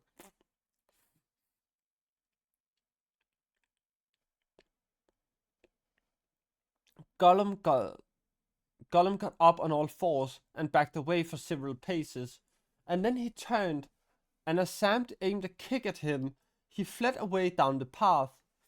Sam gave no more heed to him. He suddenly remembered his master. He looked up the path and could not see him. As fast as he could, he trudged up the road. If he had looked back, he might have seen not far below Gollum turn again, and then with a wild light of madness glaring in his eyes, come, swiftly but warily, creeping on behind, a slinking shadow among the stones. The path climbed on. Soon it bent again, and with a last eastward course, passing in a cutting along the face of the cone, and came to the dark door in the mountainside, the door of the Son of Noah. Far away now, rising towards the south, the sun, piercing the smokes and haze, burned ominous, a dull bleared disk of red, but all Mordor lay about the mountain like a dead land, silent, shadow-folded, waiting for some dreadful stroke. Sam came to the gaping mouth and peered in. It was dark and hot, and a deep rumbling shook the air. "Frodo, master," he called. There was no answer. For a moment he stood, his heart beating with wild fears, and then he plunged in. A shadow followed him. At first he could see nothing. In his great need he drew out once more the vial of Galadriel, but it was pale and cold in his trembling hand, and threw no light into that stifling dark. He was come to the heart of the realm of Sauron, and the fortress of his ancient might, greatest in Middle-earth. All other powers were subdued. He was subdued. Fearfully he took a few certain steps in the dark, and then all at once there came a flash of red that leaped upward and smote the high black roof. Then Sam saw that he was in a long cave or tunnel that bored into the mountain-smoking cone. But only a short way ahead, its floor and wood, the walls on either side, were cloven by a great fissure, out of which the red glare came, now leaping up, now dying down in darkness, and all the while far below there was a rumour and a trouble of great engines throbbing and labouring. The light sprang up again, and there on the brink of the chasm, at the very crack of doom, stood Frodo, black against the glare, tense, erect, but still as if he had been turned to stone. "Master," cried Sam. Then Frodo stirred and spoke with a clear voice. Indeed, with a voice clearer and more powerful than Sam had ever heard him use, and it rose above the throb and turmoil of Mount Doom, ringing in the roof and the walls. "I have come," he said, "but I do not choose now to do what I came to do. I will not do this deed. The ring is mine." And suddenly, as he set it on his finger, he vanished from Sam's sight. Sam gasped, but he had no chance to cry out, for at that moment many things happened. Something struck Sam violently in the back. His legs were now knocked from under him, and he was flung aside, striking his head against the stony floor. As a dark shape sprang over him, he lay still, and for a moment all went dark. And far away, as Frodo put on the ring and claimed it for his own, even in Samathnaur, the very heart of his realm, the power in Barad-dûr was shaking, and the tower trembled from its foundation to its proud and bitter crown. The Dark Lord was suddenly aware of him, and his eye, piercing all shadows, looked across the plain to the door that he had made, and the magnitude of his own folly was revealed to him in a blinding flash, and all the devices of his enemies were at last laid bare. Then his wrath blazed in consuming flame, but his fear rose like a vast black smoke to choke him, for he knew his deadly peril and the threat upon which his doom now hung.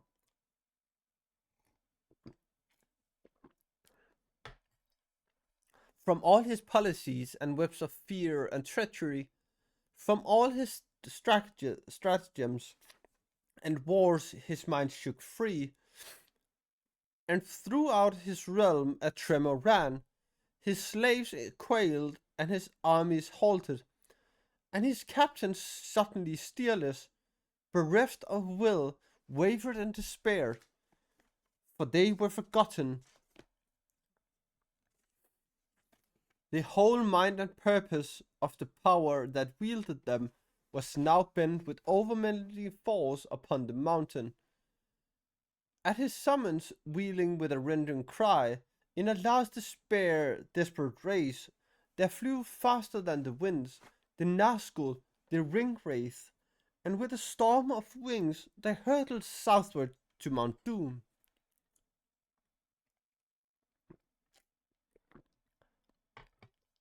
Sam got up. He was dazed, and blood streaming from his head, dripping in his eyes. He groped forward, and then he saw a strange and terrible thing. Gollum on the edge of the abyss was fighting like a mad thing with an unseen foe. To and fro he swayed, now so near the brink that almost he tumbled in, now dragging back, falling to the ground, rising and falling again, and all while he hissed but spoke no words. Hi Josh, welcome in. The fires below awoke in anger. The red light blazed, and all the cavern was filled with a great glare and heat. Suddenly Sam saw Gollum's long hands draw upwards to his mouth, with the white fangs gleamed, and then snapped as they bit. Frodo gave a cry, and there he was, fallen upon his knees at the chasm's edge. But Gollum, dancing like a mad thing, held aloft the ring, a finger still thrust within its circle. It shone now as if verily it was wrought of living fire. Welcome in, Josh. I hope you have had a lovely day today. And happy Easter.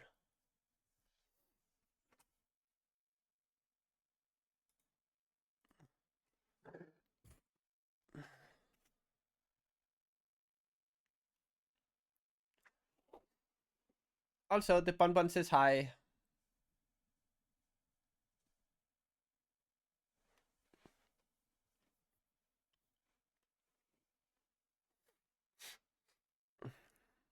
So we are gonna take a small break because there is coming ads in like 15 seconds. So I'm gonna go out and get some more water to supply my tea and maybe get some more snacks. Who knows? So I will see you all in about 3 minutes time. Bye bye.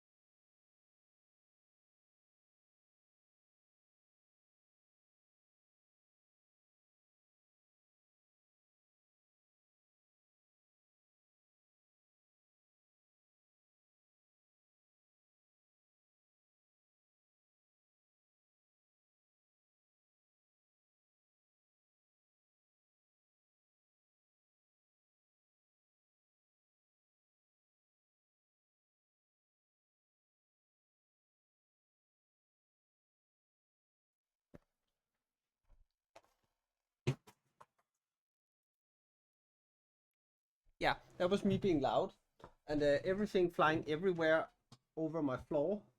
So that was nice.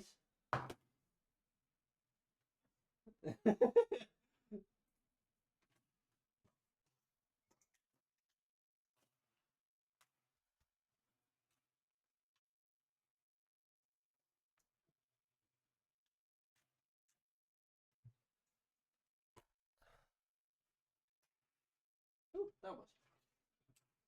Yeah. Okay, so now I can get. Hi, Joel.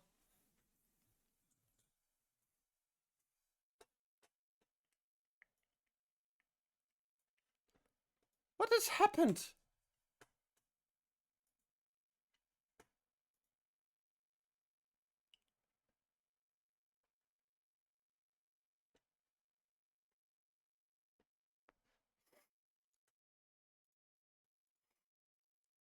Like, it feels like it seems like nothing works. Thank you.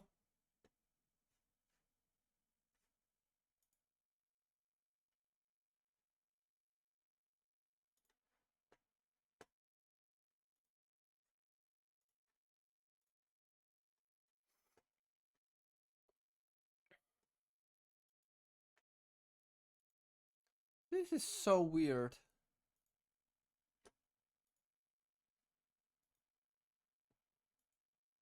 Because it's still there.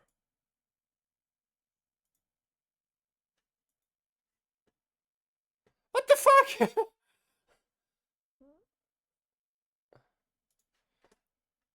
I've bent the forks, that's the bottles and burn the cocks, that's the brasses and that's the plates.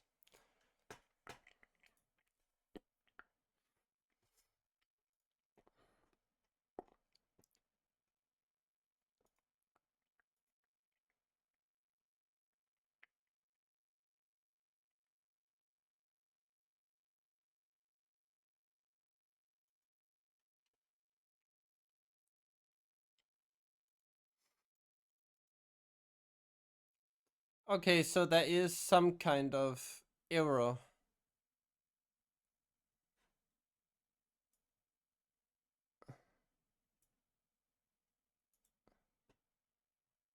Why are you even here?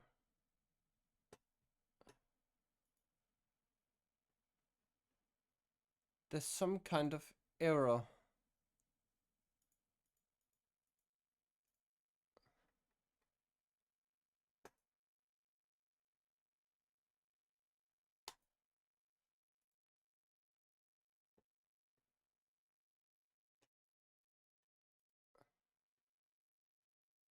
This doesn't make sense.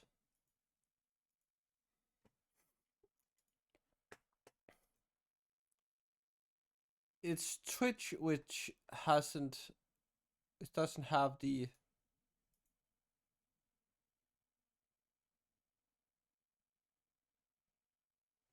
There's some kind of error with Twitch, with the Twitch connection.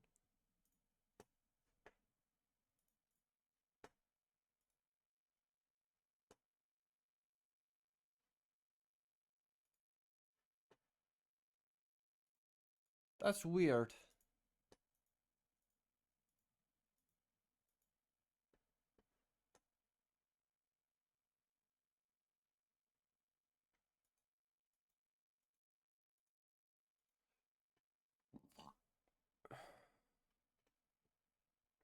This is really, really weird.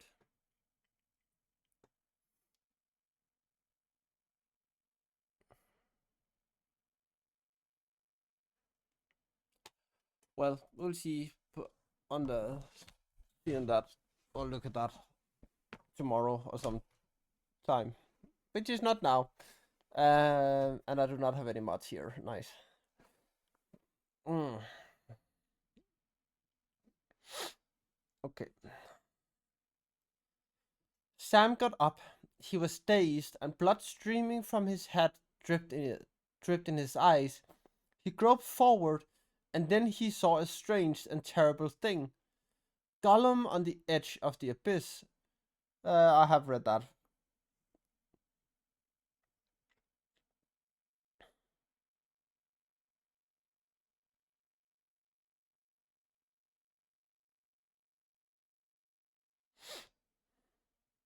Um,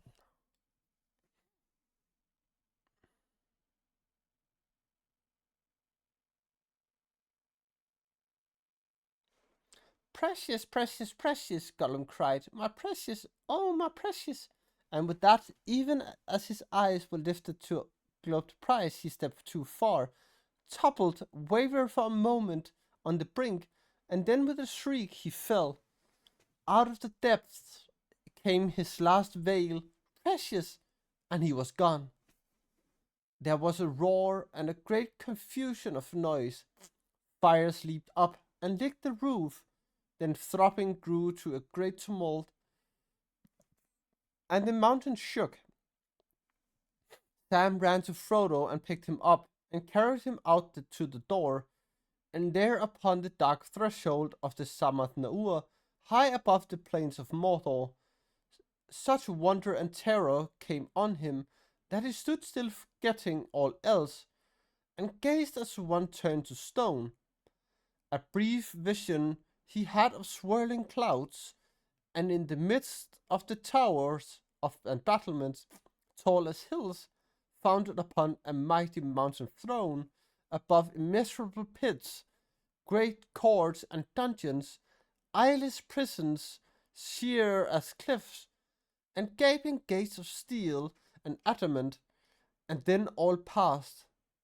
Towers fell, mountains slid, walls crumpled and melted, crashing down.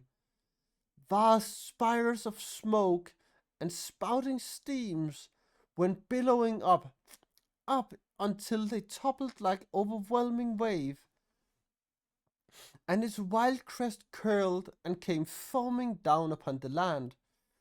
And then at last, over the miles between there, came a rubble, rising to a deafening crash and roar.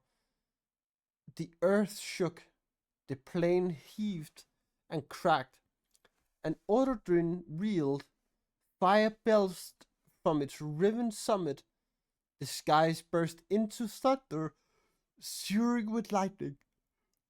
Down like lashing whips fell a torrent of black rain, and into the heart of the storm, with a cry that pierced all other sounds, tearing the clouds asunder, the Nazgul came, shooting like flaming bolts, as caught in the fiery ruin of hill and sky they crackled, withered and went out.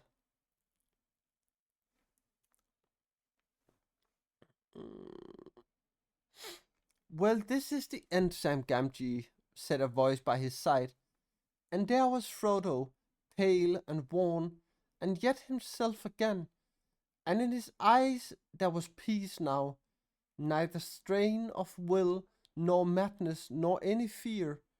His burden was taken away. There was the dear master of the sweet days in the Shire. Master, cried Sam, and fell upon his knees. In all that ruin of the world, for the moment he felt only joy, great joy. The burden was gone. His master had been saved. He was himself again. He was free. And then Sam caught sight of the maimed and bleeding hand. Your poor hand, he said, and I have nothing to bind it or comfort it. I would have spared him a whole hand of mine rather. But he's gone now, beyond recall, gone forever. Yes, said Frodo, but do you remember Gandalf's words? Even Gollum may have something yet to do. But for him, Sam, I could have not destroyed the ring. The quest have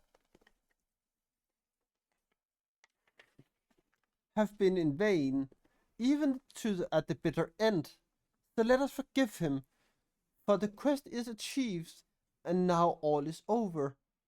I'm glad you are here with me, here at the ends of all things.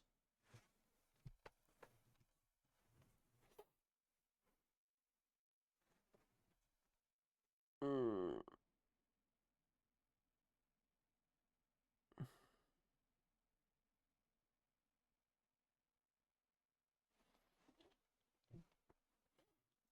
so yes, now we have gotten to chapter 4.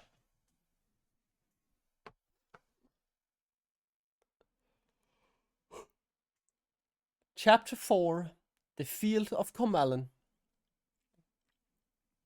All about the hills, the host of Mordor raged. The captains of the west were thundering in a gathering sea. The sun gleamed red, and under the wings of the Nazgul, the shadow of death fell dark upon the earth. Aragorn stood beneath his banner, silent and stern, as one lost in the thought of things long past or far away. But his eyes gleamed like stars that shine the brighter as the night deepens. Upon the hilltop stood Gandalf, and he was white and cold, and no shadow fell on him. The onslaught of Mordor broke like a wave on the beleaguered hills, voices roaring like a tide amid the wreck and crash of arms. As if to his eyes some sudden vision had been given, Gandalf stirred, and he turned looking back north where the skies were pale and clear. Then he lifted up his hands and cried in a loud voice ringing above the din, "The eagles are coming!" And many voices answered, crying, "The eagles are coming! The eagles are coming!"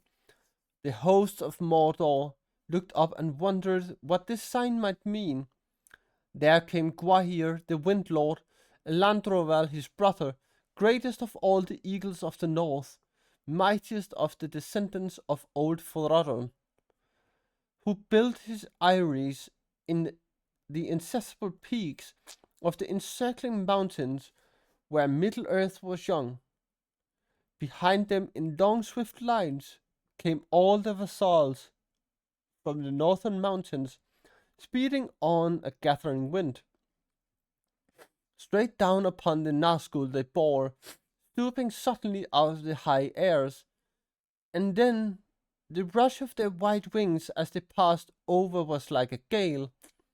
But the Nazguls turned and fled, and vanished into Mordor's shadows, hearing a sudden terrible call out of the Dark Tower, and even at that moment all the hosts of Mordor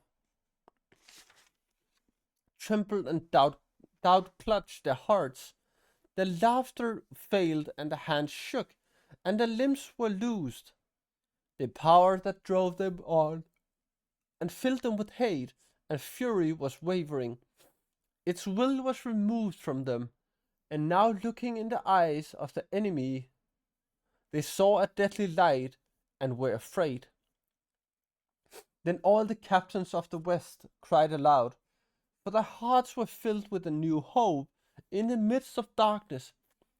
Out from the beleaguered hills, knights of Gondor, riders of Rohan, Dunedain of the north, close serried companies, drove against their wavering foes, piercing the press with the bitter thrust of the spear. But Gandalf lifted up his arms and called once more in a clear voice, "Stand, men of the West, stand and wait. This is the hour of doom." And even as he spoke, the earth rocked beneath their feet. Then rising swiftly, far above the towers of the Black Gate, high above the mountains, a vast soaring darkness sprang into the sky, flickering with fire. The earth groaned and quaked. The towers of the Teeth swayed, tottered, and fell down. The mighty rampart crumpled.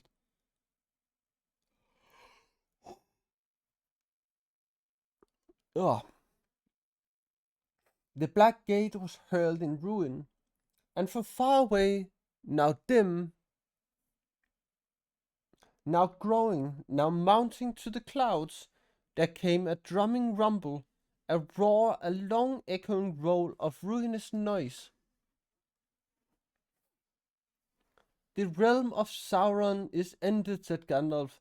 The ring bearer has fulfilled his quest. And as the captains gazed south to the land of Mordor, it seemed to them, black against the pale of cloud, there rose a huge shape of shadow impenetrable, lightning crowned, filling all the sky. Enormous it reared above the world, and stretched out towards them a vast threatening hand, terrible but impotent. For even as it leaned over them, a great wind took it, and it was all blown away, and passed, and then a hush fell.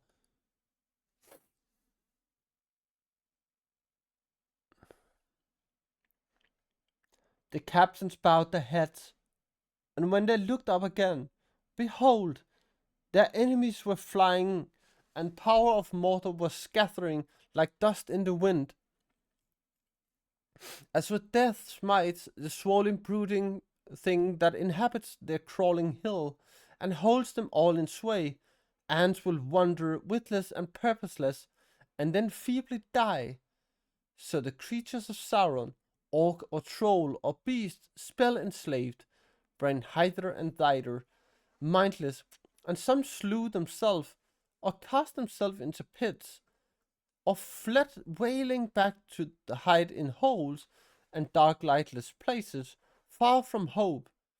But men of Rhûn and of Harad, Easterling and Southron, saw the ruin of the war, and the great majesty and glory of the captains of the West, and those that were deepest and longest in evil servitude, hating the West, and yet were men proud and bold, in their turn now gathered themselves for a last stand of desperate battle, but the most part fled eastward as they could.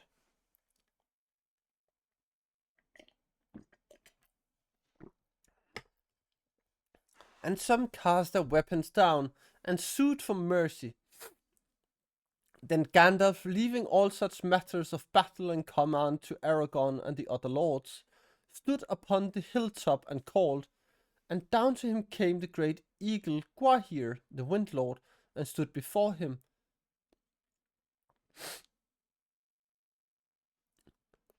Twice you have borne me, Gwahir, my friend, said Gandalf. Thrice shall pay for all, if you are willing.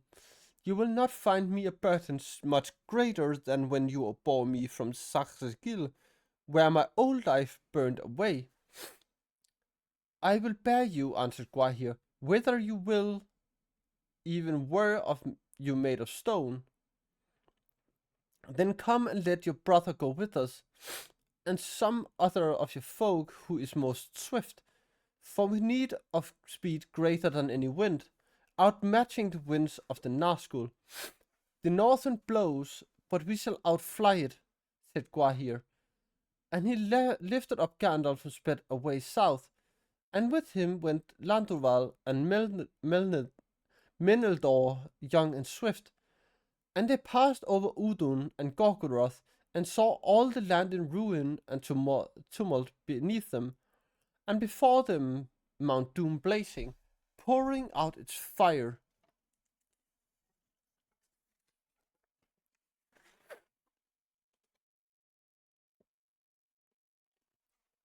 I am glad that you are here with me, said Frodo, here at the end of all things, Sam. Yes, I am with you, master, said Sam, laying Frodo's wounded hand gently to his breast. And you are with me, and the journey's finished. But after all that way, I don't want to give up yet. It's not like me, somehow, if you understand. Maybe not, Sam, said Frodo, but it's like things are in the world. Hopes fail, and end comes. We have only a little time to wait now. We are lost in ruin and downfall, and there is no escape. Well, master, we could at least go further from this dangerous place here. from this crack of doom, if that's its name, now couldn't we? Come, Mr. Frodo, let's go down the path at any rate. Very well, Sam. If you wish to go, I'll come, said Frodo. And they rose and went slowly down the winding road, and even as they passed towards the mountain's squeaking feet, a great smoke and steam belched from the Samath Naua, and the side of the cone was riven open, and a huge fiery vomit rolled in slow thunderous cascade down the eastern mountain side. Frodo and Sam could go no further. Their last strength of mind and body was swiftly ebbing. They had reached a low ashen hill piled at the mountain's foot, but from it there was no more escape. It was an island now, not long to endure amid the torment of Orodurin. All about it the earth gaped, and from deep rifts and pit smoke and fumes leaped up. Behind them the mountain was convulsed. Great rents opened in the side. Slow rivers of fire came down the long slopes towards them. Soon they would be engulfed. A rain of hot ash was falling. They stood now, and Sam, still holding his master's hand, caressed it. He sighed. What a tale we have been in, Mr. Frodo, haven't we? He said. I wish I could hear it told. Do you think they'll say, now comes the story of the nine-fingered Frodo and the Ring of Doom, and then everyone will hush like we did when in Rivendell they told us the tale of Bear in One Hand and the Great Jewel. I wish I could hear it, and I wonder how it will go on after our part. But even while he spoke so, to keep fear away until the very last, his eye strayed north, north into the eye of the wind, to where the sky far off was clear, as the cold blast rising to a gale drove back the darkness and the ruin of the clouds. And so it was that Gwahir saw them with his keen far-seeing eye, as down the wild wind he came, and daring the great peril of the skies he encircled in the air, two small dark figures forlorn, hand in hand, upon a little hill, while the world shook under them. He gasped, and rivers of fire drew near, and even as he espied them and came swooping down, he saw them fall, worn out or choked with fumes and heat, or stricken down by despair at last, hiding their eyes from death. Side by side they lay, and down swept Gwahir, and down came Landroval and Meneldur the Swift. And in a dream, not knowing what fate had befallen them, the wanderers were lifted up and borne far out of the darkness and the fire. When Sam awoke, he found that he was lying on some soft beds, but over him gently swayed white beechen boughs, and through their young leaves sunlight glimmered, green and gold. All the air was full of sweet mingled scent, and he remembered that smell, the fragrance of Ithilien. Bless me, he mused, how long have I been asleep? For the scent had borne him back to the day when he had lit his little fire under the sunny bank, and for the moment all else between was out of waking memory. He stretched and drew a deep breath. Why, what a dream I've had, he muttered. I am glad to wake.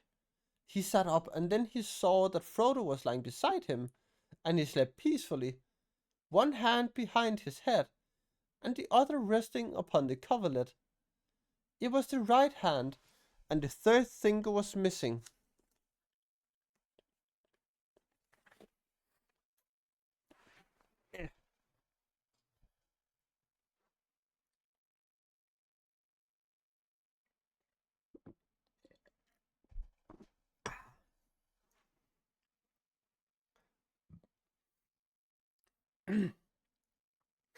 Full memory flooded back, and Sam cried aloud, "It wasn't a dream! Then where are we?"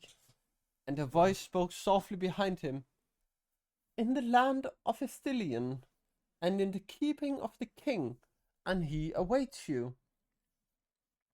With that, Gandalf stood before him, robed in white, his beard now gleaming like pure snow in the twinkling of the leafy sunlight. "Well, Master Samwise, how do you feel?" he said. But Sam lay back and stared with open mouth, and for a moment between bewilderment and great joy, he could not answer. At last he gasped, "Gandalf, I thought you were dead. But then I thought I was dead myself. Is everything sad going to come untrue? What's happened to the world?" "A great shadow has departed," said Gandalf. And then he laughed, and the sound was like music, or like water in a parched land. And he listened. The thought came to Sam that he had not heard laughter, the pure sound of merriment, for days upon days without count. It fell upon his ears like the echo of all the joys he had ever known. But he himself burst into tears. Then, as a sweet rain will pass down a wind of spring, and the sun will shine out the clearer, his tears ceased, and his laughter welled up, and laughing he sprang from his bed. "How do I feel?" he cried. "Well, I don't know how to say it. I feel, he waved his arms in the air. "I feel like spring after winter, and sun on the leaves, and like trumpets and harps, and all the songs I have ever heard." He stopped and turned towards his master. "But how's Mr. Frodo?" he said. "Isn't it a shame about his poor hand? I hope he's all right, otherwise he had a cruel time." "Yes, I am all right otherwise," said Frodo, sitting up, and Sam laughing in his turn.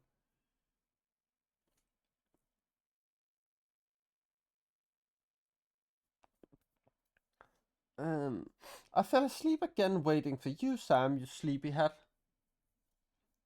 I was awake early this morning, and now it must be nearly noon." "Noon," said Sam, trying to calculate. "Noon of what day?" "The 14th of the new year," said Gandalf.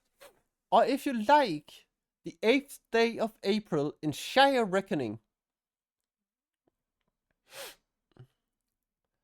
"But in Gondor, the new year will always now begin upon the 25th of March, when Sauron fell, and when you were brought out of the fire to the king. He has tended you, and now he awaits you. You shall eat and drink with him. When you are ready, I will lead you to him." "The king," said Sam. "What king, and who is he?" "The king of Gondor, and lord of the western lands," said Gandalf. "And he has taken back all his ancient realm. He will now ride. He will ride soon to his crowning, but he waits for you." "What shall I wear?" said Sam, for all he could see was the old and tattered clothes that they had journeyed in, lying folded on the ground beside their beds. "The clothes that you wore on your way to Mordor," said Gandalf.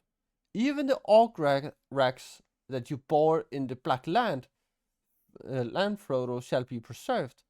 No silks or linens, nor any armor or heraldry could be more honorable.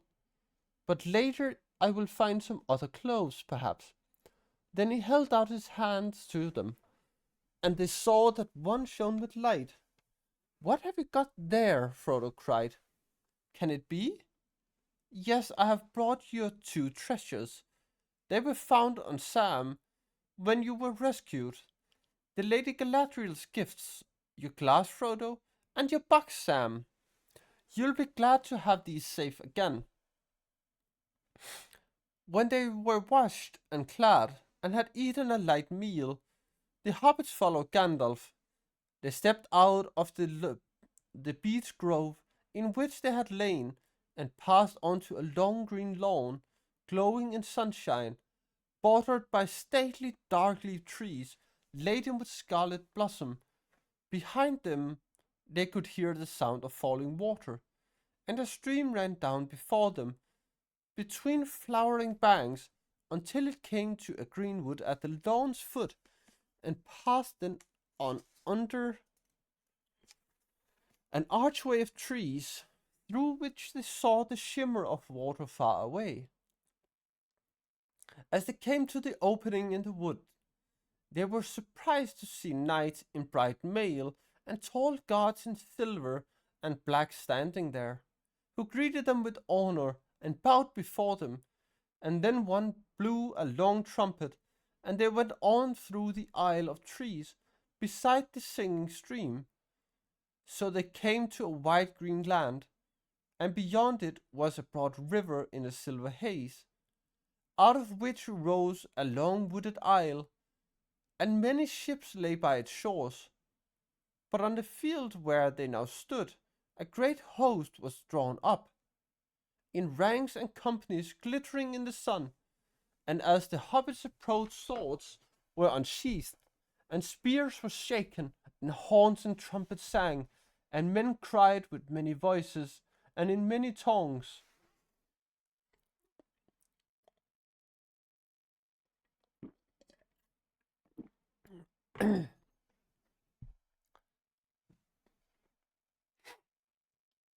Long live the halflings! Praise them with great praise! Praise them with great praise! Frodo and Samwise, Tao Abanaz, Kunin Ananun, Iglirio! Praise them, Iglirio! Aladiti Alate, Andavilati Vamet! Praise them! Komolindor, Alatatrina! Praise them, the ring bearers! Praise them with great praise!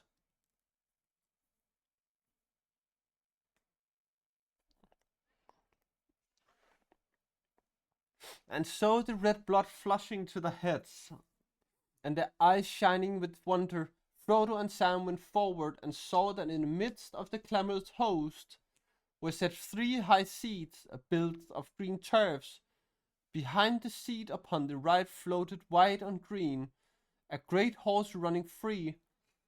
Upon the left was a banner, silver upon blue, a ship swan proud faring on the sea. But behind the highest throne, in the midst of all great standard, was spread in the breeze, and there a white tree flowered upon a sable field beneath a shining crown, and 7 glittering stars. On the throne sat a mail-clad man. A great sword was laid across his knees, but he wore no helm. As they drew near he rose, and then they knew him, changed as he was, so high and glad of face, kingly, lord of men, dark-haired with eyes of grey. Frodo ran to meet him, and Sam followed close behind. "Well, if this isn't the crown of all," he said. "Strider, or I'm still asleep." "Yes, Sam, Strider," said Aragorn. "It is a long way, it is not, from Bree, where I did not like the look of me. A long way for us all, but yours has been the darkest road." And then, to Sam's surprise and utter confusion, he bowed his knees before them, and taking them by hand, Frodo upon his right and Sam upon his left, he led them to the throne and setting them upon it, he turned to the men and captains who stood by and spoke, so that his voice rang over all the hosts, crying, "Praise them with great praise." And when the glad shout had swelled up and died away again, to Sam's final and complete satisfaction and pure joy, a minstrel of Gondor stood forth and knelt, and begged leave to sing. And behold, he said, "Lo, lord and knights, and men of valor unashamed, kings and princes, and fair people of Gondor, and riders of Rohan, and ye sons of Elrond, and Dunedain of North, and elf and dwarf, and great hearts of the Shire, and all free folk of the West, now listen to my lay, for I will sing to you of Frodo, of the Nine Fingers, and the Ring of Doom. And now I need something to drink.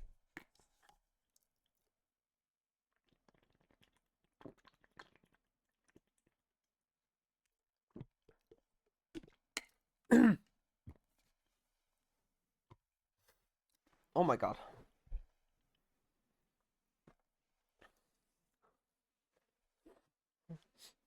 My throat is getting sore.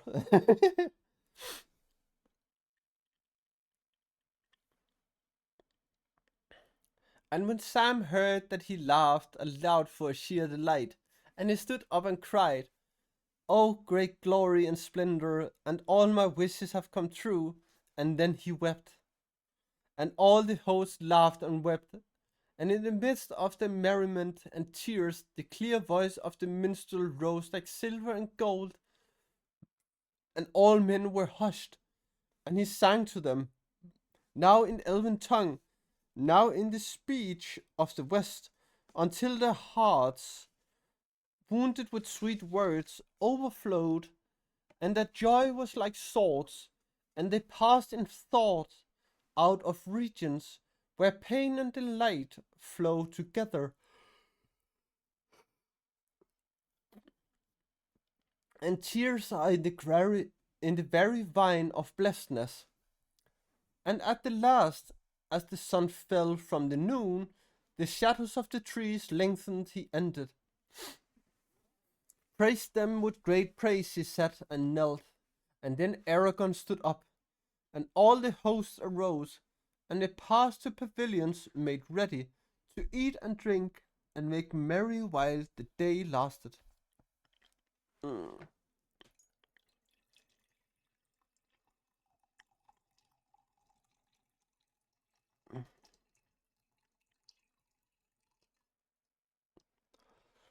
Yeah.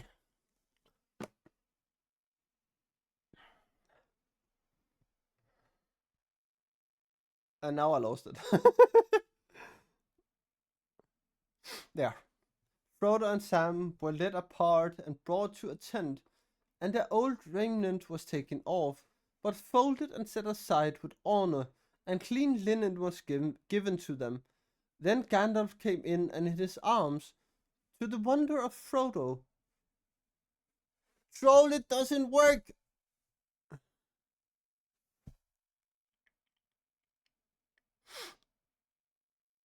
It doesn't work! To the wonder of Frodo, he bore the sword and the elven cloak, and the mithril coat that had been taken from him in Mordor. For Sam he brought a coat of gilded mail, and his elven cloak.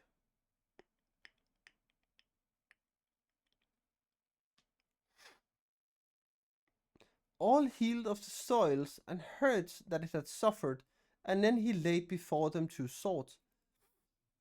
Yeah, but Twitch do not interact with my bot, which is kind of fluffed. But I will give you. Why? How the fluff?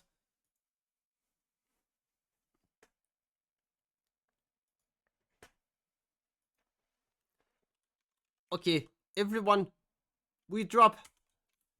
And then I take the patate.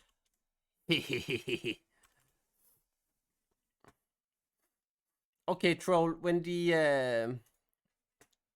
that is over, you're gonna get the dance.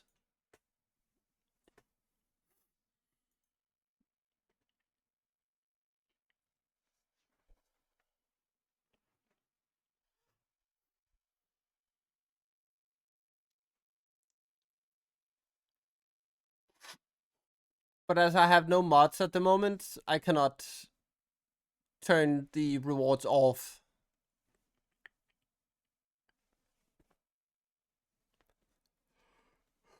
Okay, let's see if we have any Easter luck.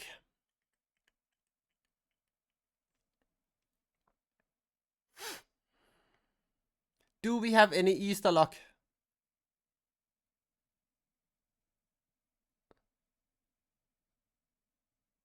We did not. Okay, here you go.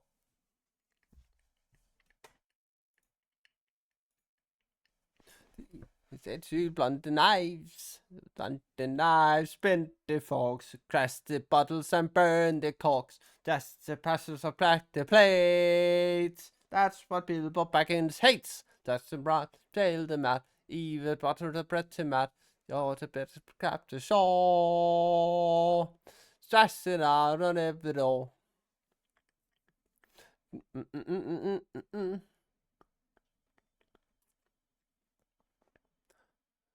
Just it on and also roll.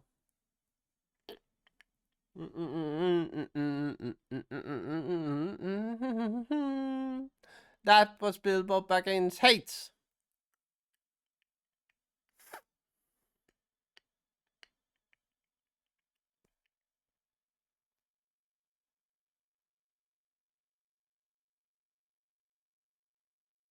He's here. Yes, he is. And the troll is here too.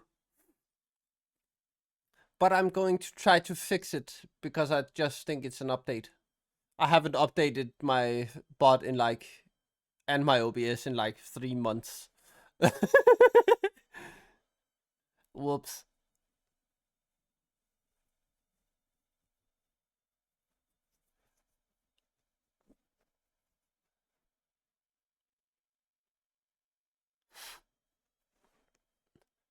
So when I'm done today, I will close everything down and open everything and update everything.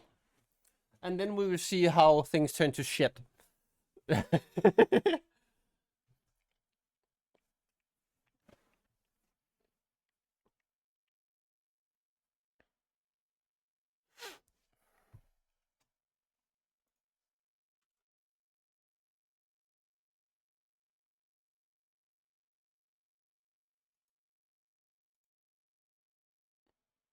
What the fluff?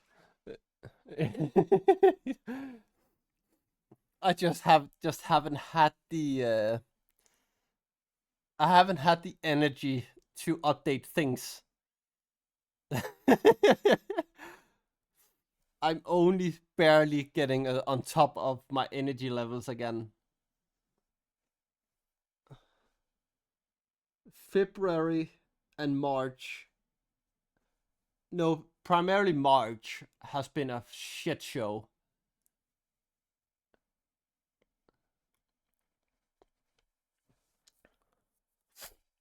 And I have the rest of this month and next month to catch up to school as well. So yeah.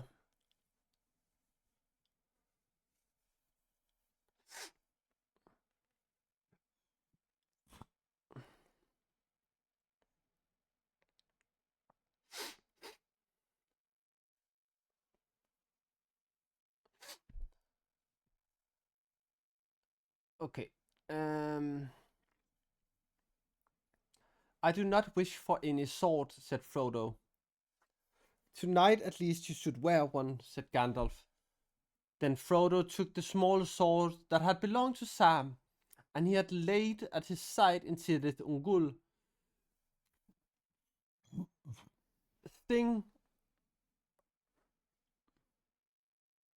Sting I gave to you, Sam, he said. No, master, Mr. Bilbo gave it to you, and it goes with his silver coat. He would not wish anyone else to wear it now.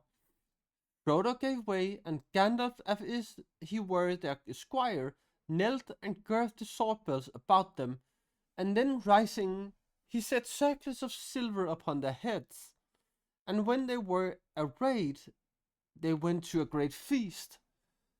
And they sat at the king's table with Gandalf and King Eomer of Rohan, and the Prince Imrahil, and all the chief captains, and and there also were Gimli and Legolas. But when after the standing silence wine was brought, there came in 2 esquires to serve the kings, or so they seemed to be, one clad in silver and sable of the guards of Minas Tirith, and the other in white and green. But Sam wondered what such young boys were doing in an army of mighty men. Then suddenly, as they drew near, and he could see them plainly, he exclaimed, "Why, look, Mr. Frodo, look here! Well, if it isn't Pippin! Mr. Peregrine Took, I should say, and Mr. Merry! How they have grown, bless me! But I can see there's more tales to tell than ours." "There are indeed," said Pippin, turning towards him, "and we'll begin telling them as soon as this feast is ended. In the meantime, you can try Gandalf. He's not so close as he used to be, though he laughs more now than he talks. For the present, Merry and I are busy. We are knights of the city and of the mark, as I hope you observe." At last the day ended, and when the sun was gone, and the round moon rode slowly above the mist of Anduin, and flickering through the fluttering leaves, Frodo and Sam sat under the whispering trees amid the fragrance of fair Ithilien. And they walked deep into the night with Merry and Pippin and Gandalf, and after a while Legolas and Gimli joined them. There Frodo and Sam learned much of all that had happened to the company after the fellowship was broken on that evil day of Pasgalen at Rauros Falls. And still there was always more to ask and more to tell. Orcs and talking trees, and leagues of grass, and galloping riders, and glittering caves, and white towers, and golden halls, and battles, and tall ships sailing. All these passed before Sam's mind until he felt bewildered. But amidst all these wonders, he returned always to his astonishment at the size of Merry and Pippin, and he made them stand back to back, with Frodo and himself. He scratched his head. "Can't understand it at your age," he said, "but there it is. You are 3 inches taller than you ought to be, or I'm a dwarf." "That you are certainly not," said Gimli. "But what did I say? Mortals cannot go drinking in draughts and expect no more to come of them than a pot of beer." Come here. "In draughts," said Sam. "There you go, about ends again. But what they are beats me. Why, it will take weeks before we all get these things sized up." "Weeks indeed," said Pippin, "and then Frodo will have to be locked up in a tower of Minas Tirith and write it all down. Otherwise he will forget half of it, and poor old Bilbo will be dreadfully disappointed." At length Gandalf rose. "The hands of the king are hands of healing, dear friends," he said. "But you went to the very brink of death ere he recalled you, putting forth all his power, and sent you into the sweet forgetfulness of sleep. And though you have indeed slept long and blessedly, still it is now time to sleep again. And not only Sam and Frodo here," said Gimli, "but you too, Pippin. I love you, if only because of the pains you have caused me, which I shall never forget. Nor shall I forget finding you on the hill of the last battle. But for now, Gimli the dwarf, you would have been lost then. But at least I know now the look of a hobbit's foot, though it be all that I can be seen under a heap of bodies." "Hassan, oh, you gotta show me the stuffed animal. I would love to see."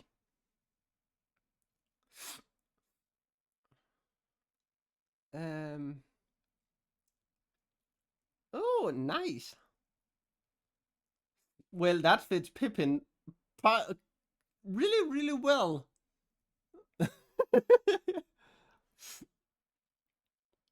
Yeah, it does.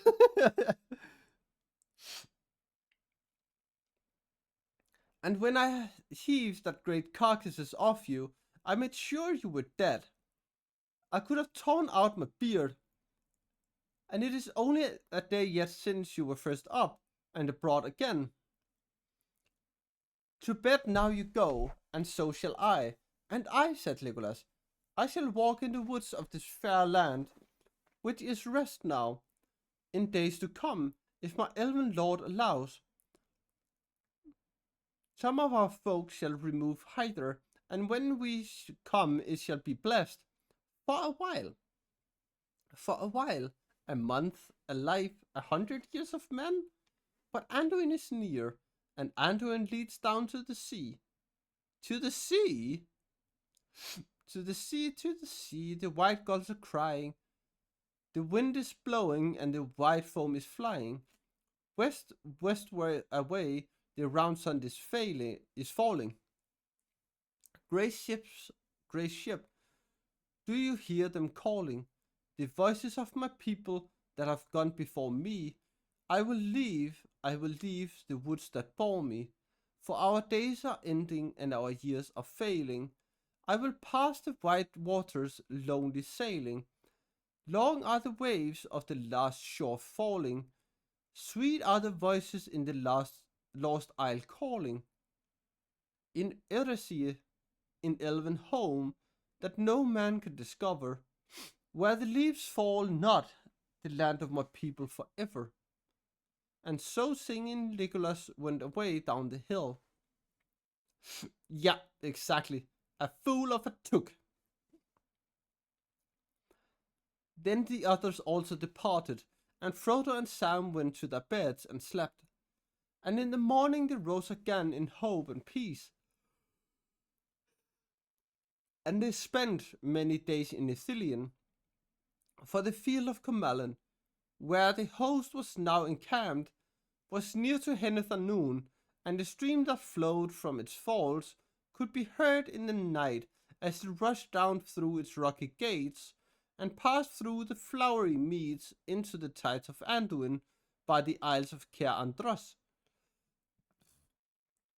The hobbits wandered here and there, visiting the places that they had passed before, and Sam hoped always in the shadow of the woods or secret glade to catch maybe a glimpse of the great Oliphant.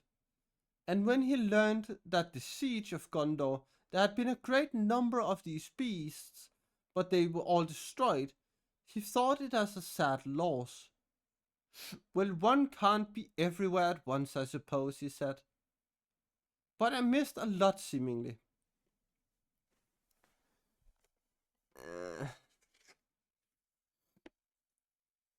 Well, after the ads, we will find someone to rate. In the meanwhile, the host made ready for the return into Minas Tirith. The weary rested, and the hurt were healed. For some had labored and fought much with the remnants of the Easterlings and Southrons, until all were subdued. And and latest of all, those returned who had passed into Mordor and destroyed the fortresses in the north and in the north of the land. But at last, when the mouth of May was drawing near, the captains of the west set out again, and they went aboard ship with all the men, and they sailed from Caer Andros down Anduin to Osgiliath, and there they remembered for one day, and the day after they came to the green fields of the Pelennor, and saw again the white towers under the tall Mindolin, the city of men of Gondor, the last memory of Westerness that had passed through the darkness and fired to a new day. And there in the midst of the fields they set up a pavilion and awaited the morning, for it was the eve of May, and the king would enter his gates with the rising of the sun. Okay, let's see. Do we have someone?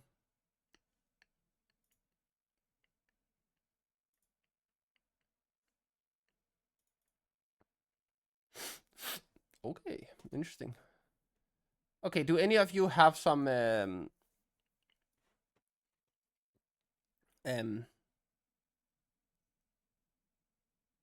suggestions for a raid?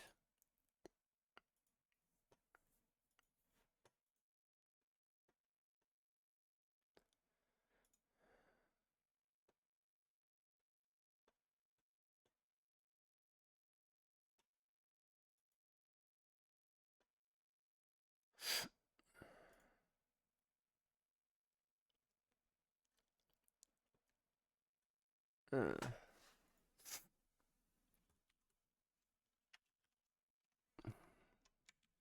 because else we are going here. Yeah, I think we're just going here. Okay. So everyone, grab your raid message and get on with me to say hi to the streamer called Helpful Doodles.